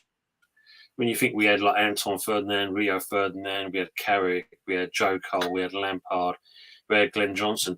All these boys virtually featured in the England's team. And that was a great achievement in itself because they were all brought up as youth players. The only kind of, as always with West Ham, when they were sold on, we lost out on these players. But I think that was a good team as well. I mean, the team winning Europa Conference, I won't say they're the greatest because when you think about it, if they was the greatest, we wouldn't have finished 14th, would we? We would have finished a lot higher if we was better than that. And that's the thing, because when you think, apart from a couple of additions into the team, the last 2 seasons before that, we finished higher, and we was unfortunate. When you think we got knocked out of the semis the year before in the Europa, and then the year before that, again we finished high. But no, I think the 86 probably is the one that kind of really stands out for me anyway, for my age. No, I remember that team. And like I say, I think looking back at it and listening to what Frank said about it the other day, I think he was right. I think you were unfortunate because if those things hadn't have happened, I think you would have had a good tilt at the league title. I honestly do think that, because it's only because the fixture schedule at the end was so crazy that you didn't, So in that team, Tony, who do you think was the best player in that team?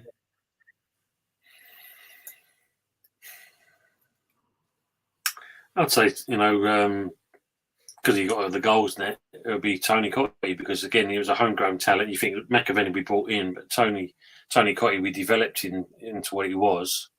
It was, he scored goals for fun. You could see that he scored goals for fun. He enjoyed his football.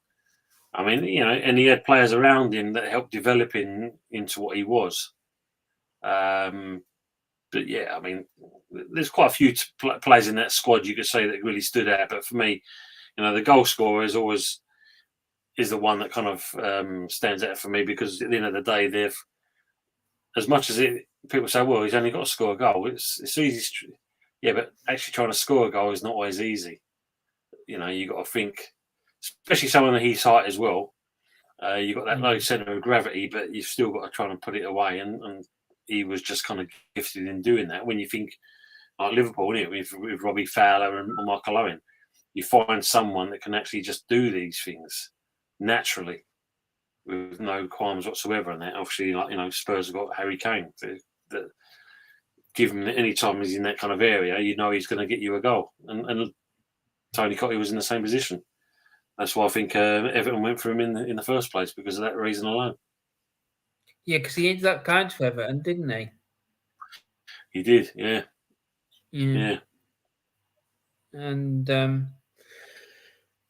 so let's talk about modern football now, Tony. And if you had the opportunity to do something you think that could improve the modern game, what would that be, mate? I suppose the main thing at the moment is this bloody VAR. That and referees, Yeah.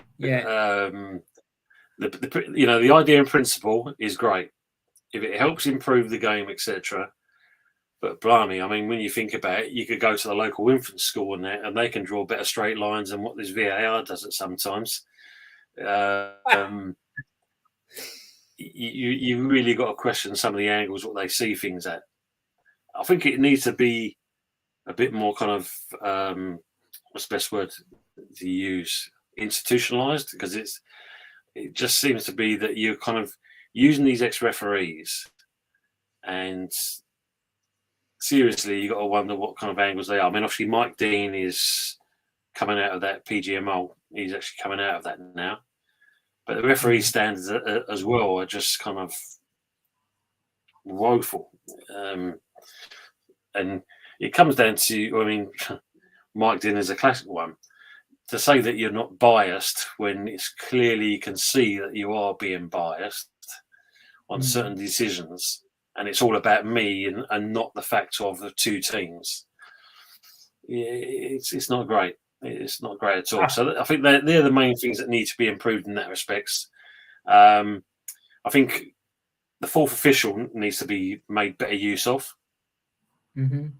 When they brought them in. I mean, they're talking about this crazy idea at one point, weren't they? Where they're going to have, I think it's two people at either end of the goals, on each corner of the goal, plus the VAR going on as well, plus the fourth official, so they can make sure that, they're keeping track of where the ball actually is. That's mad. It is mad because, like, back in the day, it was three people. You had the referee and the linesman, and that was it. You didn't have all these other people. And I'm 100% with you with this business about the referees and the VAR, because I think the two of them are linked. I think is the huge link, because if you look at it, there's not this problem with rugby. There's not this problem with tennis or any other sport that uses video technology to help them come to a decision. You don't have this problem. It's only in football. And for me, it's about the people that are using the bloody technology, because I just don't think they're up to the job. I just think they're incompetent. I think it's riddled with corruption. I think that that comment you made just now hit the nail right on the head about bias as well. I think that comes into it. So I think the whole thing, if the problem is, if you took the lid off it, right, I think you'd be taking the lid off something so toxic and so damning that it could like destroy the game, because I just think there's so much like negativity and nonsense that's going on that we don't know about, or we do know about, but they would never admit it, because it's too far gone, isn't it? It's too far gone. That's the problem. That's the problem. When you look at last season compared to the season beforehand, you was actually getting lines drawn across the field, across the pitch, so you can see exactly where someone wasn't offside or not. This season just gone, it was like, well, we might put a line up today, or if not, we'll show it from a different angle, not straight on where the ball and the player was. We'll show it off to a 4 degree angle to where the ball was. And he thought, well, that's not a straight line, is it? And then they're kind of saying, well, is his hand off? Is his hand showing offside there, or is it? Oh no, it's his big toe. His big toe has played him offside. You know, and it needs to be a bit more. As you said, with other sports that use VAR, they don't seem to have this problem. No. Why we don't do it, I don't know. The model's there, isn't it? At the end of the day. And it's a proven model. Exactly. So if they're not using that into the football game, then, I think, as you said, there's something that's slightly corrupt, as you mentioned. Yeah, definitely. There is, definitely. And I just don't understand, why it is. I don't know, it's because of the money that's involved or what it is. But I think if they took the lid off that particular thing, then it could be really bad. Do you know, if it all came out, I just think it would really be really, really bad. And so Tony, when you were going to watch West Ham, did you ever go to away games as well? Went to a couple of away games. I remember a classic one. This is when, because in the Fabric game, when I was in that, we had a branch in Washington, Tyne and Wear. So, of course, this is when Sunderland was in the Premier League. And the warehouse manager there, he was a Black Cat fan, and he also was a steward at the stadium as well. So he said, I'll get you in for free. Okay, no problems at all in that. He goes, but you're going to have to sit with the Sunderland fans. So I said, well, okay, fair enough. It's gonna help out, etc. So of course, first half, Sunderland scores, and there's me and the missus kind of begrudgingly, yeah, you scored well done, yeah, no problems at all.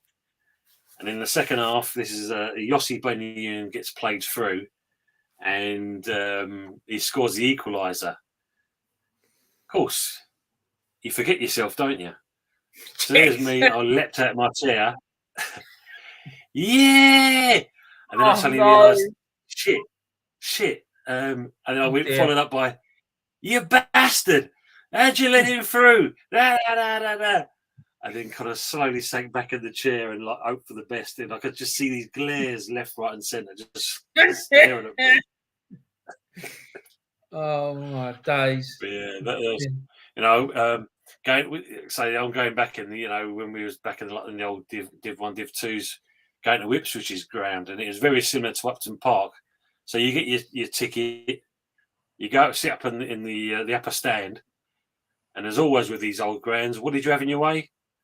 One of those bloody pillards right in front of your line of view. So you're kind of every now and trying to see what the hell's going on. So I'm glad Upton Park eventually done away with them when they built the new West Stand. But yeah, so the worst one, like I mentioned earlier, was that bloody Oxford game.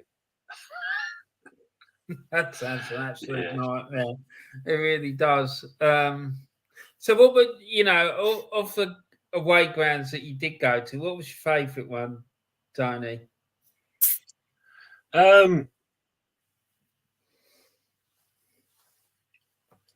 think if you look at the favourite ground, not the Den. Jeez, God, blimey, remember the old Den, mate. Mind, you remember old Highbury going to Highbury in that, and let's see now. So I suppose if the clock end was that, if the clock end was that end, this side to your left, you had an area there where there was no seats. There was like a drop. That was a strange one looking at seeing that. But I suppose, it's not being funny. The old Stadium Light wasn't a bad ground considering, and very underestimated club, Sunderland. Just lacking the ownership, aren't they, to be a big club? But I suppose if your roles down the road are basically the powerhouse, you can understand why. But yeah, what a waste of a ground, really. Brilliant ground. Even going to watch West Ham when we played Cardiff. The new Cardiff ground compared to the old one, that wasn't bad at all. God, geez, Cardiff fans, God, different breed. They're mad, mate. Remember that. Different breed. That's all I'll say on that one. Yeah, exactly. I think we'll leave that one where it is. So, Tony, you've had some really great managers down the years, but who do you think's been West Ham's best manager?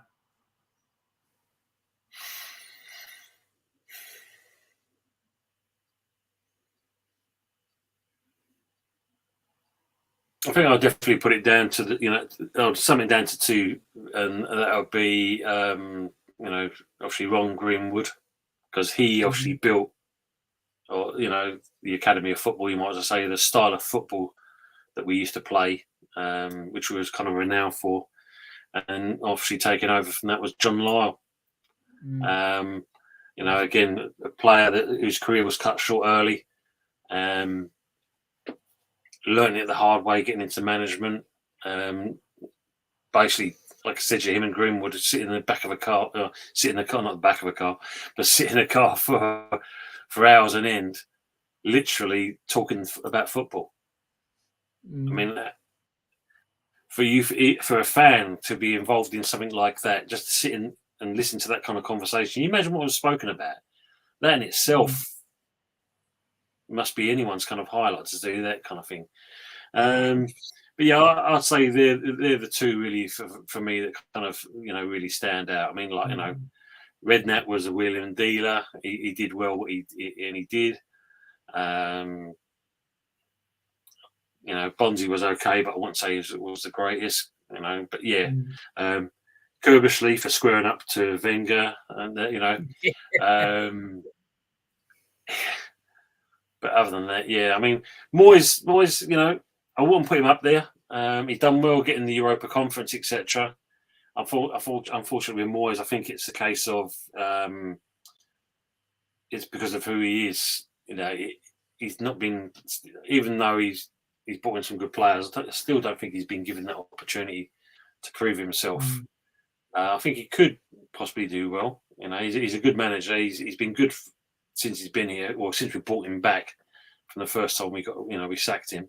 But yeah, so Ron Greenwood and John Lyle, the two that really stand out for me, mate.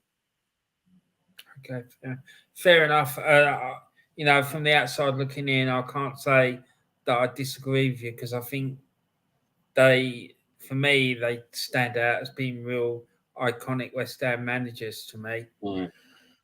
So, did you ever go and watch international football, Tony? I watched a couple of the Europa games with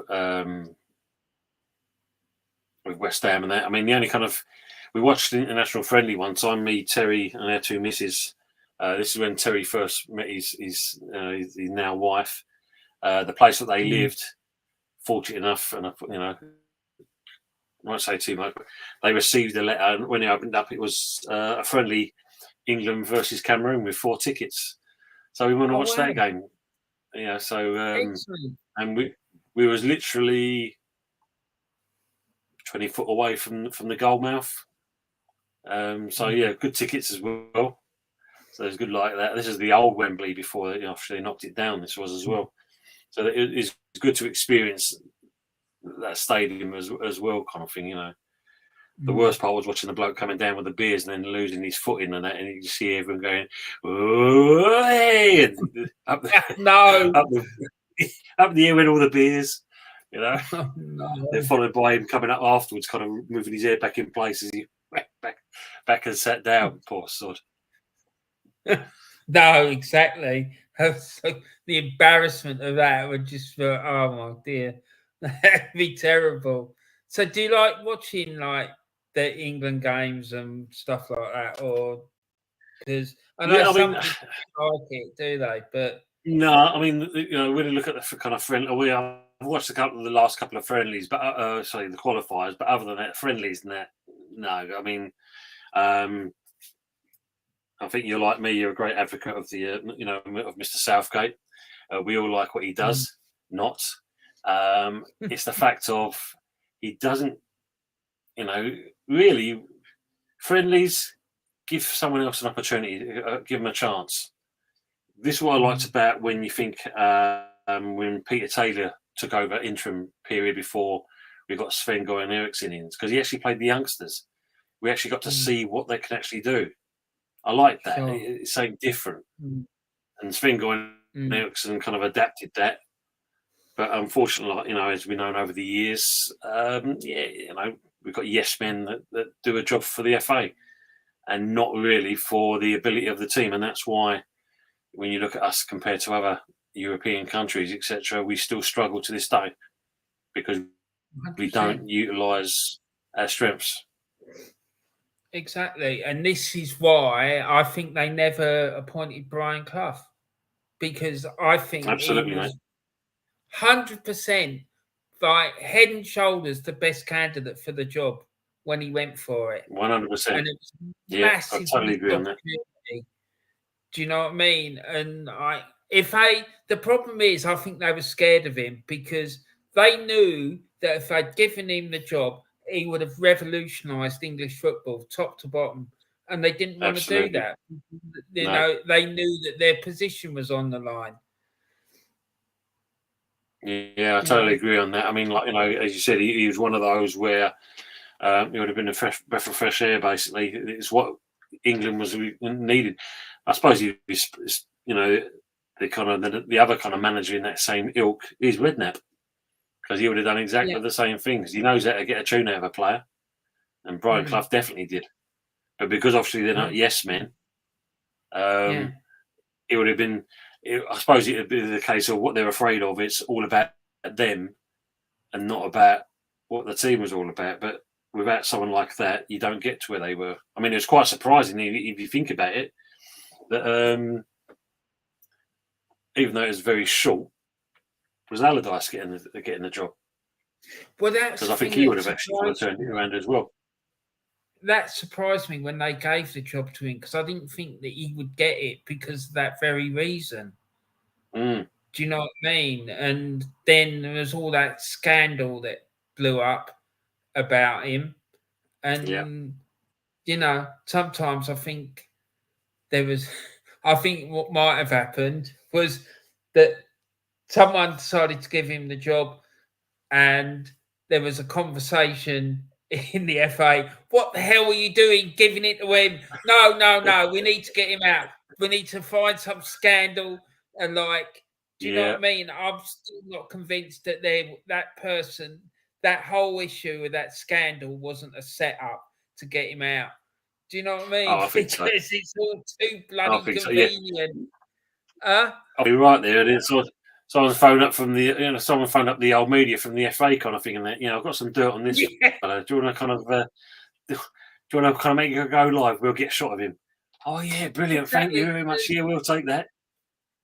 I just don't, I think these things do happen. I know people think, oh God, he's off on one again, but I'm convinced that these sorts of things happen. Especially when they 100%. mess up. But I think it's like when you said earlier on about like the referees. Like you said about put a difference in with referees. The FA is one of those that needs a major overhaul. We need to bring ex-players in to kind of run the FA. They understand the game, they understand the sport, and they're the ones that could make it push on, make it better than what it is. And that way you could possibly do away with these super leagues because you've improved your league that much. But I think that's maybe a bit too much. I don't know. Because the thing is that too many people in too many positions of power have got too much to lose. That's the problem. Do you know what I mean? Yeah. And yeah. Some of these people have been in these positions for donkey's years, and it's just like asking turkeys to vote for Christmas and whatnot. Do you know? So, did you ever go watching football overseas, Tony? No, I mean the only time I wouldn't say it's watching it overseas. I remember going to Turkey and watching with the local restaurant, the locals restaurant, and you could see them watching TV on the box, and wow, I think if you think we're passionate watching football, those guys are just a different level. It's crazy. I was just waiting to see the TV ripped off the wall and thrown out into the roadway. They are, Jesus, they are ultra passionate. Yeah. So I'm gonna bring something up because I want to ask you some questions about this. But before I do, people, please make sure you go and subscribe to Tony's channel. It's called Early Doors Football TV. All right. The link for it is in the description.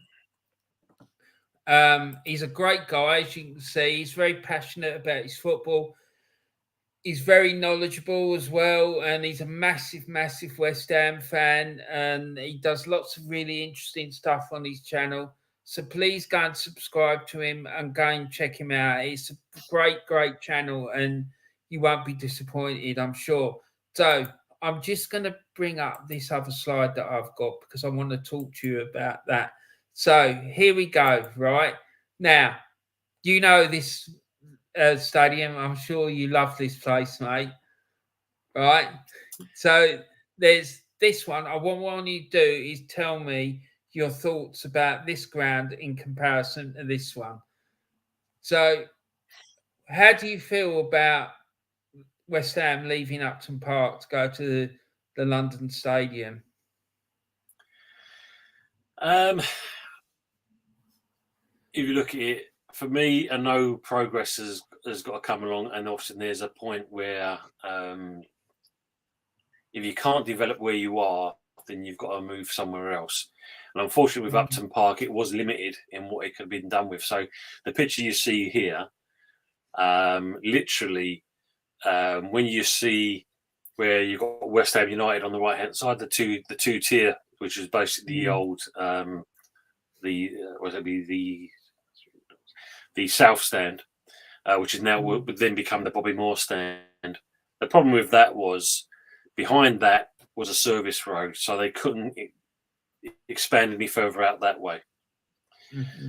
If you look to the right hand side, we've got Dagenham Motors written onto it, which was the old Chicken Run, the old East Stand. Again, that was limited because where you see the block of flats behind, that was Priory Road. So that's where the buses run along to the bus station.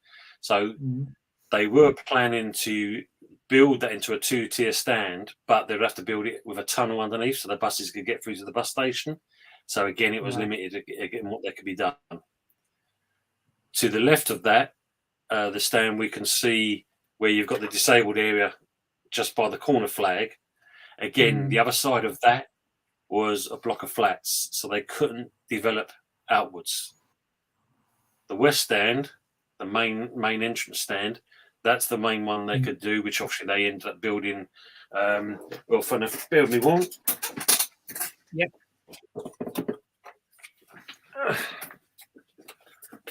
I don't even see that picture.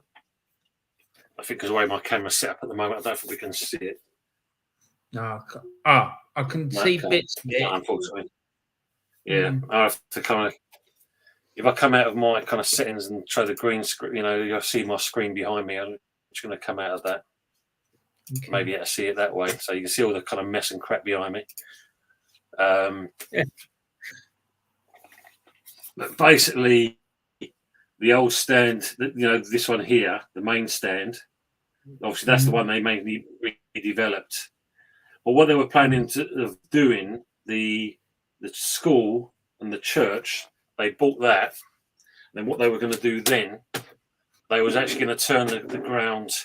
So instead of having the pitch this way, they was going to turn the pitch that way. Right. And they run along the length. And that way then they could increase the size of the stands, etc. But by all accounts, the cost was out of this world. And of course, at that point, along come the London Stadium. And that's what they went for in the end. So looking at the London Stadium, sorry, mate. I was going to say, because you're paying rent to be in this place, aren't you? You don't own it. You never bought it, did you? No. Well, the funny part about it was with us and Newham Council, basically the pair combined had basically put in an offer, and believe it or not, it actually did get accepted. We had actually bought it at one point, and then of course you had Barry Hearn with Leyton Orient kind of kicking off, because obviously he's going to take, as far as he's concerned, he's going to take revenue away from their area. And also you had Daniel Levy, who was losing track or patience, shall I say, with Haringey Council, because he wanted White Hart Lane to be redeveloped. So between him and Hearn, they kind of devised that, we want to put our penny for everything because we can't have West Ham getting hold of this ground. So Levy wanted to kind of say that they wanted to move into the London Stadium. And of course, before you know it, Haringey then gave him permission to do what they did to White Hart Lane. But because obviously what was going on with all the lawyers being involved and stuff like this, so that's when it's turned around and said that, okay, West Ham can't buy the ground because obviously it wants to be still used for athletics and etc. So they can only rent it. So initially, I think it was £2 million as rent. We have now upped that to, I think it's nearly £3.5 million now. But other than that, yeah. And look at the London Stadium. It took a while to call it home. As you know, we've put the new, the floodlights in, which was the original floodlights from the Olympic days. We put the roof in, etc. But it was the atmosphere. So when they first moved into the grounds, there was just fights going on between their own fans. West Ham fans were fighting each other in certain parts of the grounds because they just couldn't stand the atmosphere. But for me, progress has got to happen. I mean, if you couldn't do it to Upton Park, as much as you'd like to have stayed there, for one, the area itself, come to a standstill with its home games. I mean, don't get me wrong, the London Stadium is an absolute nightmare. Going to it, not a problem at all. You go through Westfield Shopping Centre, and then you get to the grounds. But when you're coming out, they close off the entrance to Westfield, and you have to go all the way around the houses to get to the tube station. And they work on one of these kind of traffic light systems where the poles go and stop. So when it's peeing down the rain, you're going to get soaked. Excuse me. You're going to get soaked, basically. But it's slowly getting there. I mean, the funny part about it is when Gold and Sullivan said, and Brady, we've got this, it'll be just like Upton Park. So fun enough, the picture you see there you can see where the retractable seats are out because they're close to the pitch. That's how it's supposed to have been. Right. But by all accounts, the firm that put in the retractable seating went bust and no one else took it on. And they've been sitting there for the last 3.5 seasons, I think, doing nothing. So there's all these seats in the ground at the London Stadium that people can't use. Is that right?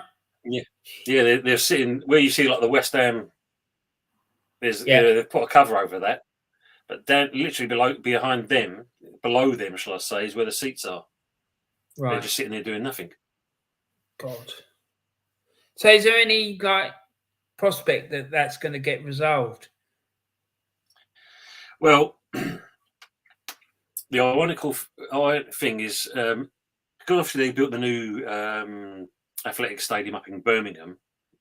There was talks, obviously, what does that leave for the London Stadium? Because by all accounts, it is losing money hand over fist. Yeah. And it's still doing that to this day. I mean, they're apparently given permission. So the roof is going to have all solar panels put around the top of the roof. Yeah. So that's going to provide power to the stadium. But it wouldn't surprise me that either we're given the opportunity to buy the grounds, or if a new owner comes in, we'll build a new ground. We'll move somewhere else.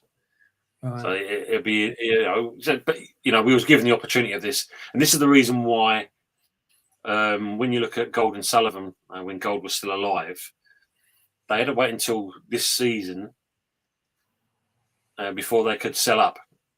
Because if they sold, they walked away from the club now, the last couple of seasons, they would have to pay out money. But with this, they don't have to. Now they've kind of gone to the 24 season. They can now, sell up and move on without no kind of implications or clauses. Right. So what do you think, in your opinion, what do you think will end up happening, Tony? I think we're more likely, I think we'll purchase the ground. It wouldn't surprise me. Because if it's losing that much money to the taxpayer, do you think it's going to be worthwhile? Do you think but that's what will end up happening? Do you think that would be the best thing for the club? Yeah, I think so. Now we've made it home now, haven't we? That's the thing. We'll then we can do the actual redevelopment work that we originally planned for the ground itself. So I think we can actually turn it into a proper football stadium rather than kind of what it is at the moment. Right. Okay. So that's interesting. So, Tony, I'm going to talk to this. Something else I want to ask you about, and this is this and this. So, how do you feel about the way this happened? That you went to this crest that we got on here, and then before you had this one. How did you feel about when that got changed?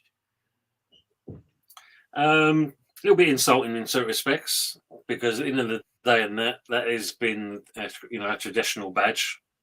When you look at the new one now, having that London there, it's like what we're suddenly we've got branches now of West Ham across the UK. So we've got a London branch, we've got a Midlands branch, we've got a Newcastle branch. To put London on there, it was quite obvious where we are. I get the modernisation, but having the London part on the bottom there, and that I think that was just a little bit too much. It just kind of didn't make sense. Because I don't understand why that's on there. Do you know what I mean? I don't, unless they're trying to appeal to a global audience and they think that they need to reinforce the fact that the club is from London. But I think most fans overseas, if they know about English football, they will know where West Ham's from. Because the thing is, say Germany, right? For example, I know for a fact that in the German newspapers, and the reason I know this was because I used to have a German pen friend, and I went and stayed with them for about a month or something. And in the newspapers, when they print out the English football fixtures, they put the name of the club, and then right next to it, they put the name of the city. So it says Arsenal London, West Ham London, whatever it is, or Everton Liverpool, whatever. Like that. That's the way they do it. Yeah, of course. You know what I mean? So these people overseas know that West Ham is a London football club. Do you know what I mean? And I just don't understand why they've done it, you know? And then there's this whole thing about that castle. I mean, I don't know what that castle represents. So is that important for West Ham fans, that castle? Well, that's the Bowling Castle, Anne Boleyn. Right. So, of course, that's associated with Upton Park. So I can understand, now we've moved over and, to Stratford, basically. That's where the London Stadium is. So there's really nothing there you can say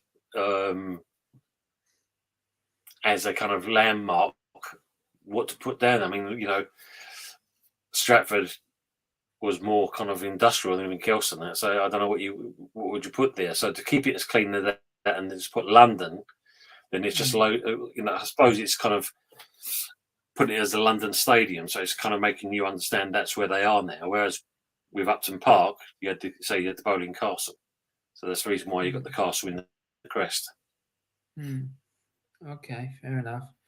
I mean, because for me, it's the most important thing is the name and then the two irons that are on there. Yeah. Do you know what I mean? Because if that had gone as well, and I think there would have been uproar. I really do, because I know how passionate West Ham fans are, and I know how much the business of the Irons means to them. Because of all this business, whenever you see it, they're always going like that. Irons, do you know what I mean? So it's, So anyway, let's get back on to what we're talking about. And so I want to move forward now. I want to talk about this upcoming season now, Tony. So how secure do you think that David Moyes is in his job? I think it's going to be, for me, considering he did well with the cup, so that's kind of safeguarded him for the time being. But I think in realistic terms, no doubt, I think the next 5 to 10 games he's going to have, league domestic games is going to be the deciding factor if they're going to keep him or not. If he doesn't start well, I think they'll look for someone else, because I think the fans will realise that what's quite interesting one is the last two friendlies. One thing that Moyes has done is actually play two up top, whereas the last three or two seasons it's always been virtually one player up top, and it's never worked. We've lost we've lost one good player in Sebastian Haller because Moyes didn't adapt to that player. And of course, last season or the season before with Skamaka, it's all a case of Skamaka's. We've spent £42 million on nothing. He hasn't got us goals. He hasn't got this. But not being funny, these players work off of a system where they used to score goals because either they played with two up top and a ball played through, whereas Moyes doesn't play that kind of type of football, and that's where we've struggled. So hopefully, with these couple of friendlies playing two up top, we've seen a benefit. Will he carry this into the domestic table? It'd be interesting to see. If he does that, then he may have longer, especially if the team around have worked and coached in that way. Players, maybe a 4-4-2 or a 3-5-2, etc. That would kind of be beneficial. But other than that, if the first 5 games he doesn't do well, I think the fans will start kind of baying for his blood. And obviously, I think the board will start listening at this stage, because when you think we held on to him, and it was good. It was good to see a team actually hold on to a manager, and he proved his worth. He got us Europa Conference. But normally you find managers are released a lot earlier for certain things. Or if you look at Leeds United, where they bring in Sam Allardyce with 4 games to go and they expect him to turn it around, So that's when it's going to be too long. But hopefully, we won't be in that situation. No, 100%, mate. And because the thing is, to me, I'm a bit concerned about how they're going to cope, like having lost Declan Rice. How much of a hold do you think that he's going to? Never mind the money, but just leave the money aside for 1 minute. How much of a hold do you think he's going to leave, not having him in the team? It will. It'll be very noticeable, I'd say, because when you look at it, what Declan does, he can do box to box. 1 minute he's pushing on with the team to kind of help in the attack, and then before you know it, he's down the other end and he's clearing the ball out. He's intercepting. So there's that we're going to miss. Are we going to get the same with, for instance, is he going to, give Flynn Downs his chance this year? It looks very unlikely, considering, they're talking about Southampton. Souček, will he be able to kind of be the guiding light this time? He's obviously sat in Rice's shadows for the last couple of seasons, and you look at last season, he did okay. The season before that, he was woeful. So, yeah, there's going to be a void. Definitely going to be a void. If we're talking about going for this Alvarez, that could be a good addition. Obviously, Ward-Prowse is another one we're talking of getting hold of. So again, that gives us something there, But is it enough? I don't know. I don't think it will be. I think we still need to, sign at least 2 to 3 midfielders. We definitely need a striker. Blimey, you're going to have someone wheeling out Antonio in the wheelchair to try and score goals. We're going to be lacking in that respects. And we need someone that's going to partner up. If he's going to go with two players up top, we need someone who's got a little bit of pace and physicality behind him to partner up with Skamaka up top. You're going to have, Bowen, no doubt, is going to be out on the wing. Fornals more likely going to get given more of a chance. Obviously, got rid of Lanzini now, which was a good servant for us. And maybe Mbamba, he'll give him an opportunity up top. He's a youngster. He's coming through the academy. So he might get a look in as well. He looks, a little bit of a good prospect for us. So we'll see. It'll be interesting. But yeah, I think definitely going back to your question, there's no way to say it. Losing someone the likes of Rice for any team, it's going to leave a dent. There's no two ways about it. Sure. So what do you think West Ham needs to do in this upcoming season for it to be deemed as being a successful one? I think the main thing for this transfer window is to buy right, because that's the crucial thing, isn't it? You've seen it yourselves with some of the players you've bought over the last couple of seasons. You can buy players in, that's not a problem at all. Are they the right fit? Are they going to hit the road running? Are they going to actually kind of show what to do? For us, the one player I forgot to mention was Paqueta. I think this would be his year to shine, because again, we saw the end of last season and how he started to improve as a player. Now, obviously, Dex is gone. It gives him more of a chance to be more the main man now. So there's that opportunity as well. But I think if you look at it, to buy right, I say we've got this new director now, Tim Steadtine.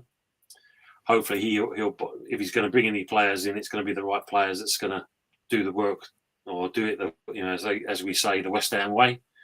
Because I think that's all for the West Ham fans they want, is to see good, attractive football, even if we lose. As long as we play good football, that's all you want at the end of the day.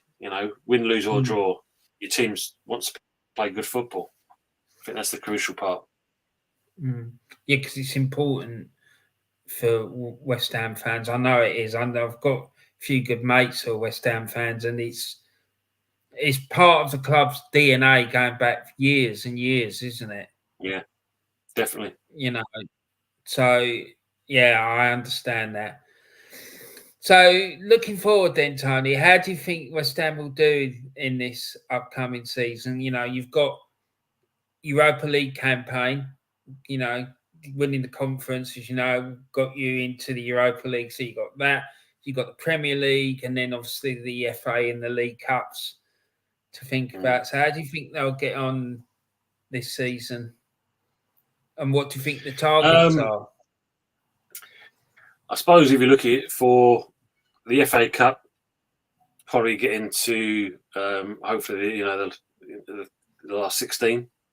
I say we've not really kind of done over the last couple of seasons. With the Premier League, I mean, obviously the main impetus there is to finish higher than 14th.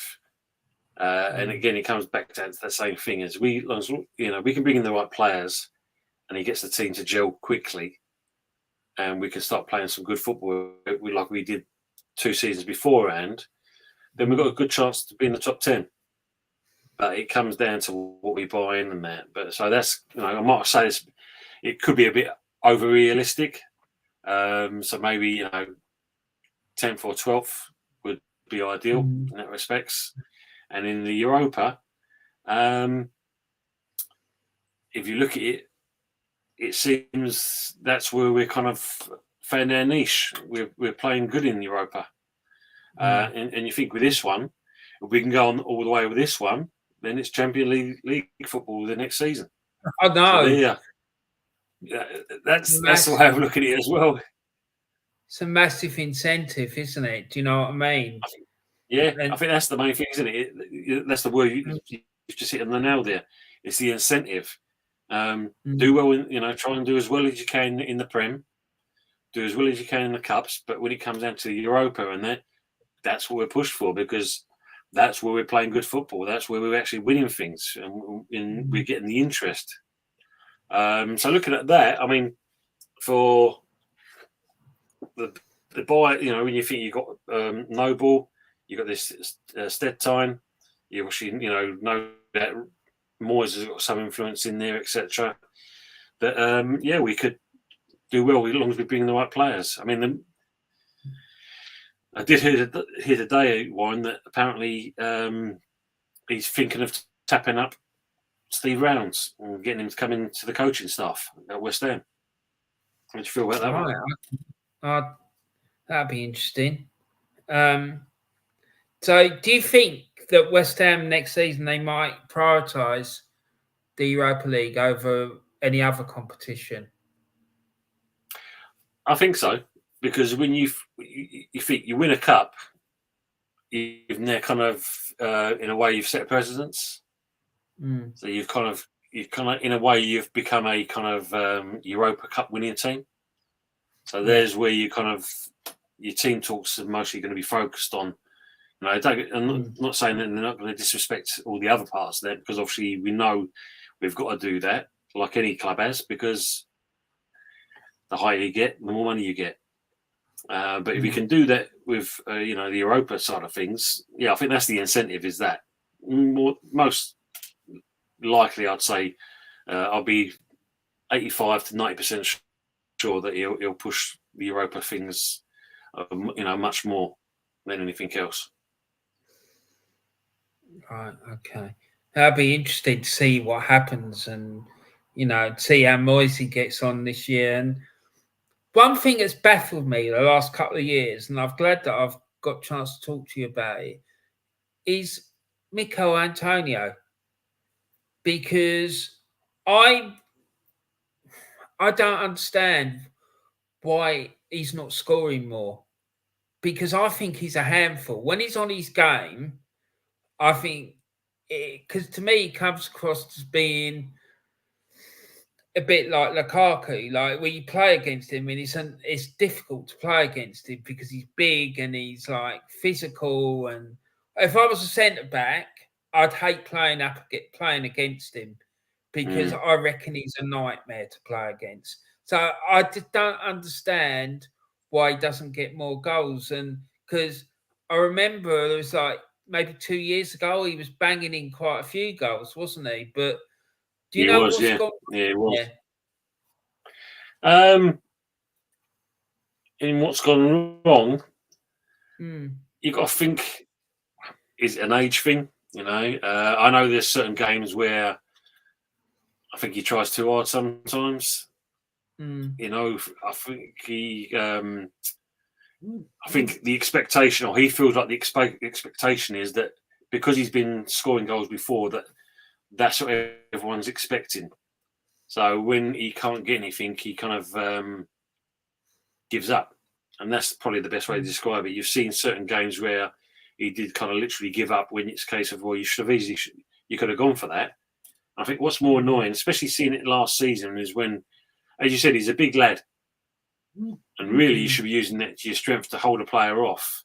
And he wasn't doing that at all. He was kind of literally watching the ball. And then before you know it, the ball's been nicked off him or was being kicked away from him. And that shouldn't be happening, really, even at this level. They must, you know, you think that's your kind of priority. Keep possession. Hold on to the ball, press and release. But yeah, I think it comes down to probably laziness. And I think also there is that expectation because he's scored goals before. He's probably thinking that everyone's thinking that every time he gets the ball, he's going to do something with it. And I think it's a bit too much for him. So maybe that needs to be addressed. It could be that, but you never know. It could also be, you know, you could have something else going on in his mind. I mean, obviously, you know, it's like seeing the other day when he played for Jamaica when they lost. Ball got fed through to him, and he just kind of collapsed on the floor as if he couldn't make it, kind of thing. And it's like, yes, you're showing the same thing he's doing at West Ham, so that's not good, really. No, because that's what I meant when I said what's gone wrong. Because I just remember him being a real handful and difficult to play against. And for me, like last season, it just sort of it started happening the year before, and then this current season that's just finished, it got worse in my opinion. And I don't understand what it is, whether the system that's being used, the tactics that are being used don't suit him, or what it is. Do you know what I mean? But yeah, it's a bit weird. Do you know what I mean? I think it could be. The other thing I forgot to cover on it as well, I suppose the other thing you could look at, and you see it happen quite a few times with players, you've been, you know, as you mentioned a couple of seasons back, he was scoring them for fun. But then you bring other players in, and then suddenly it's like, I'm not the main man anymore because I've got Bowen that can do something. I've got Paqueta now that can do something. I've got maybe, you know, Fornells when he's on it and Ben Rama when they're on it, that they can score goals. It's not always kind of reliant on me to score the goals. So it could be that. Like, that could be a factor that he feels like he's not the main man anymore and it's been taken away from him. Players are like that. Sure. You know, they are quite sensitive souls. And I think we forget that side of things about a player. Yeah, possibly. It would certainly explain a lot. So, Tony, I've only got one more question to ask you. If there was one thing you could change at West Ham, what would it be?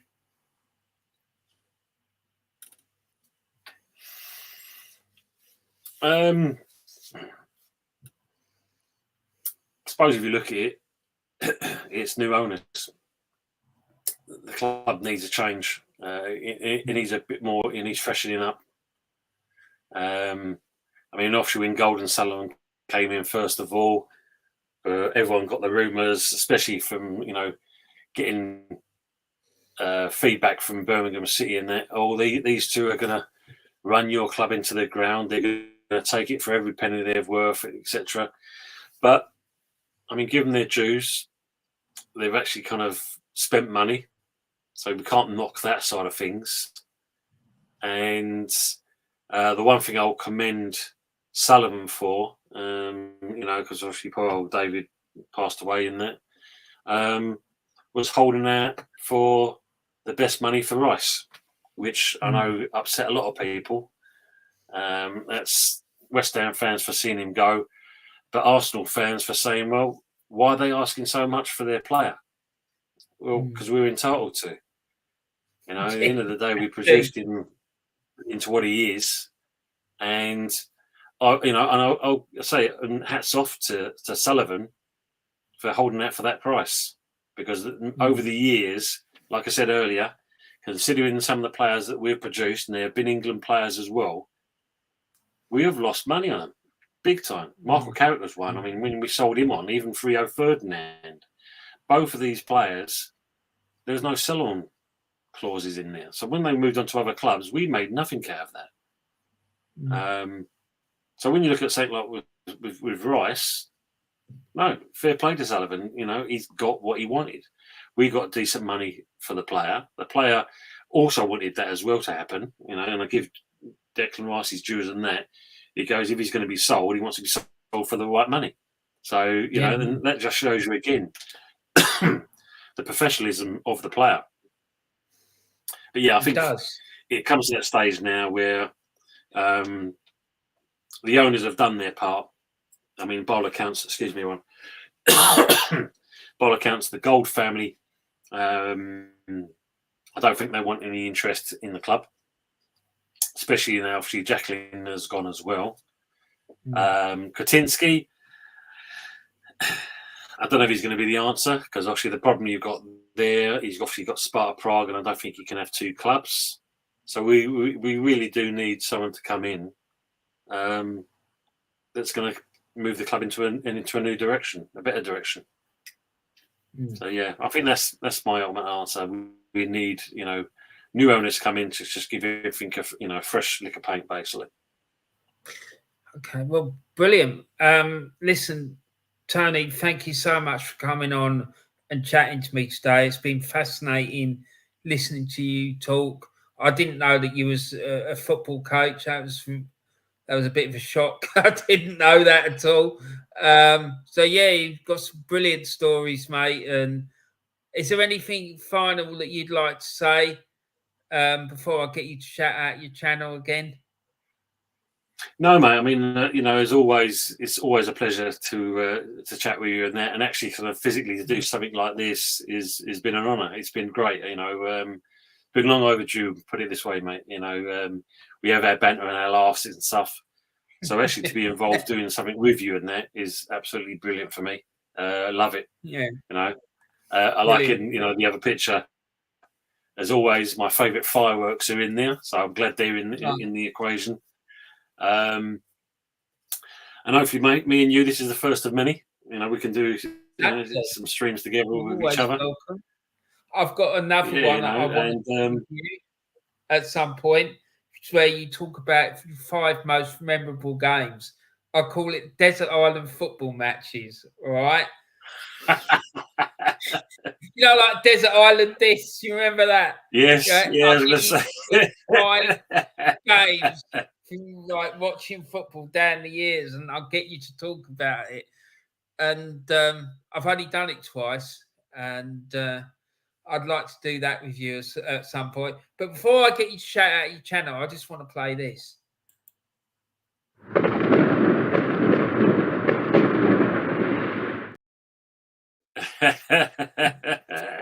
There you go. I hope you enjoy that, mate. I'm looking forward to them during, when the season starts, mate. I'm looking forward to many of those. Really looking forward to them. Exactly. So, Tony, do you want to just quickly shout out your channel again, please, mate? So, guys, as you know, as you already mentioned it, it's Early Doors Football TV. Obviously, it's quite new into its thing. It's 47 subscribers at the moment, so it's getting there, slowly but surely. But as always, don't forget people like this legend I've been speaking to today, Warren's Team Talk. He puts a lot of work and effort into what he does, and you know, he's a decent fellow as well. So, don't forget this guy as well. But no, it's been a pleasure, one. Really has been. Thank you, mate. Honestly, I've enjoyed every minute of it. So please, guys, make sure you go and subscribe to Early Doors Football TV. The link to his channel is there's a link in the description for it. It is going to be the pinned comment in the live chat when I upload this as well. So all you need to do is just click on either one of those and it will take you to his channel and you'll be able to go and subscribe, because this guy's phenomenal as well. He really is. So please make sure you go and check him out. And Tony, once again, thanks so much for coming on today. I've really enjoyed it. And listen, everyone, have a great rest of your day. Take care of yourselves. Look after each other and all your friends, your families and your loved ones. And remember to share some love and kindness around the world. Take care, everyone. Thanks for watching. Take care. Bye for now. You do that with footballers, like he said about Leeds. I've kept really quiet, but I'll tell you something. He went down in my estimation when he said that. We have not resorted to that, but I'll tell you, you can tell him now, be watching it, we're still fighting for this title, and he's got to go to Middlesbrough and get something. And I'll tell you, honestly, I will love it if we beat them. Love it.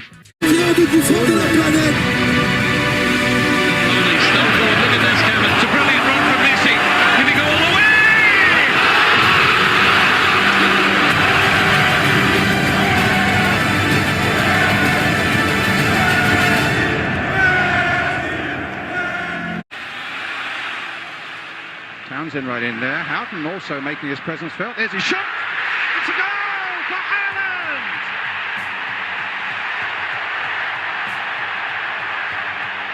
The goalkeeper caught badly out of position. Maradona turns like a little eel and comes away from trouble. Little squat man comes inside Budger, leaves him for dead. Outside Fennick, leaves him for dead and puts the ball away. And that is why Maradona is the greatest player in the world. He buried the English defence. He picked up that ball 40 yards out. First he left one man for dead. First he went by Saxon. It's a goal of great quality by a player of the greatest quality. It's England 0, Argentina 2. Good ball by Dixon, finding Smith. For Thomas, charging through the midfield. Thomas, it's up for grabs now. Thomas, right at the end. An unbelievable climax to the league season. You ever gentle on my mind. Everything they've entered this season, they have won.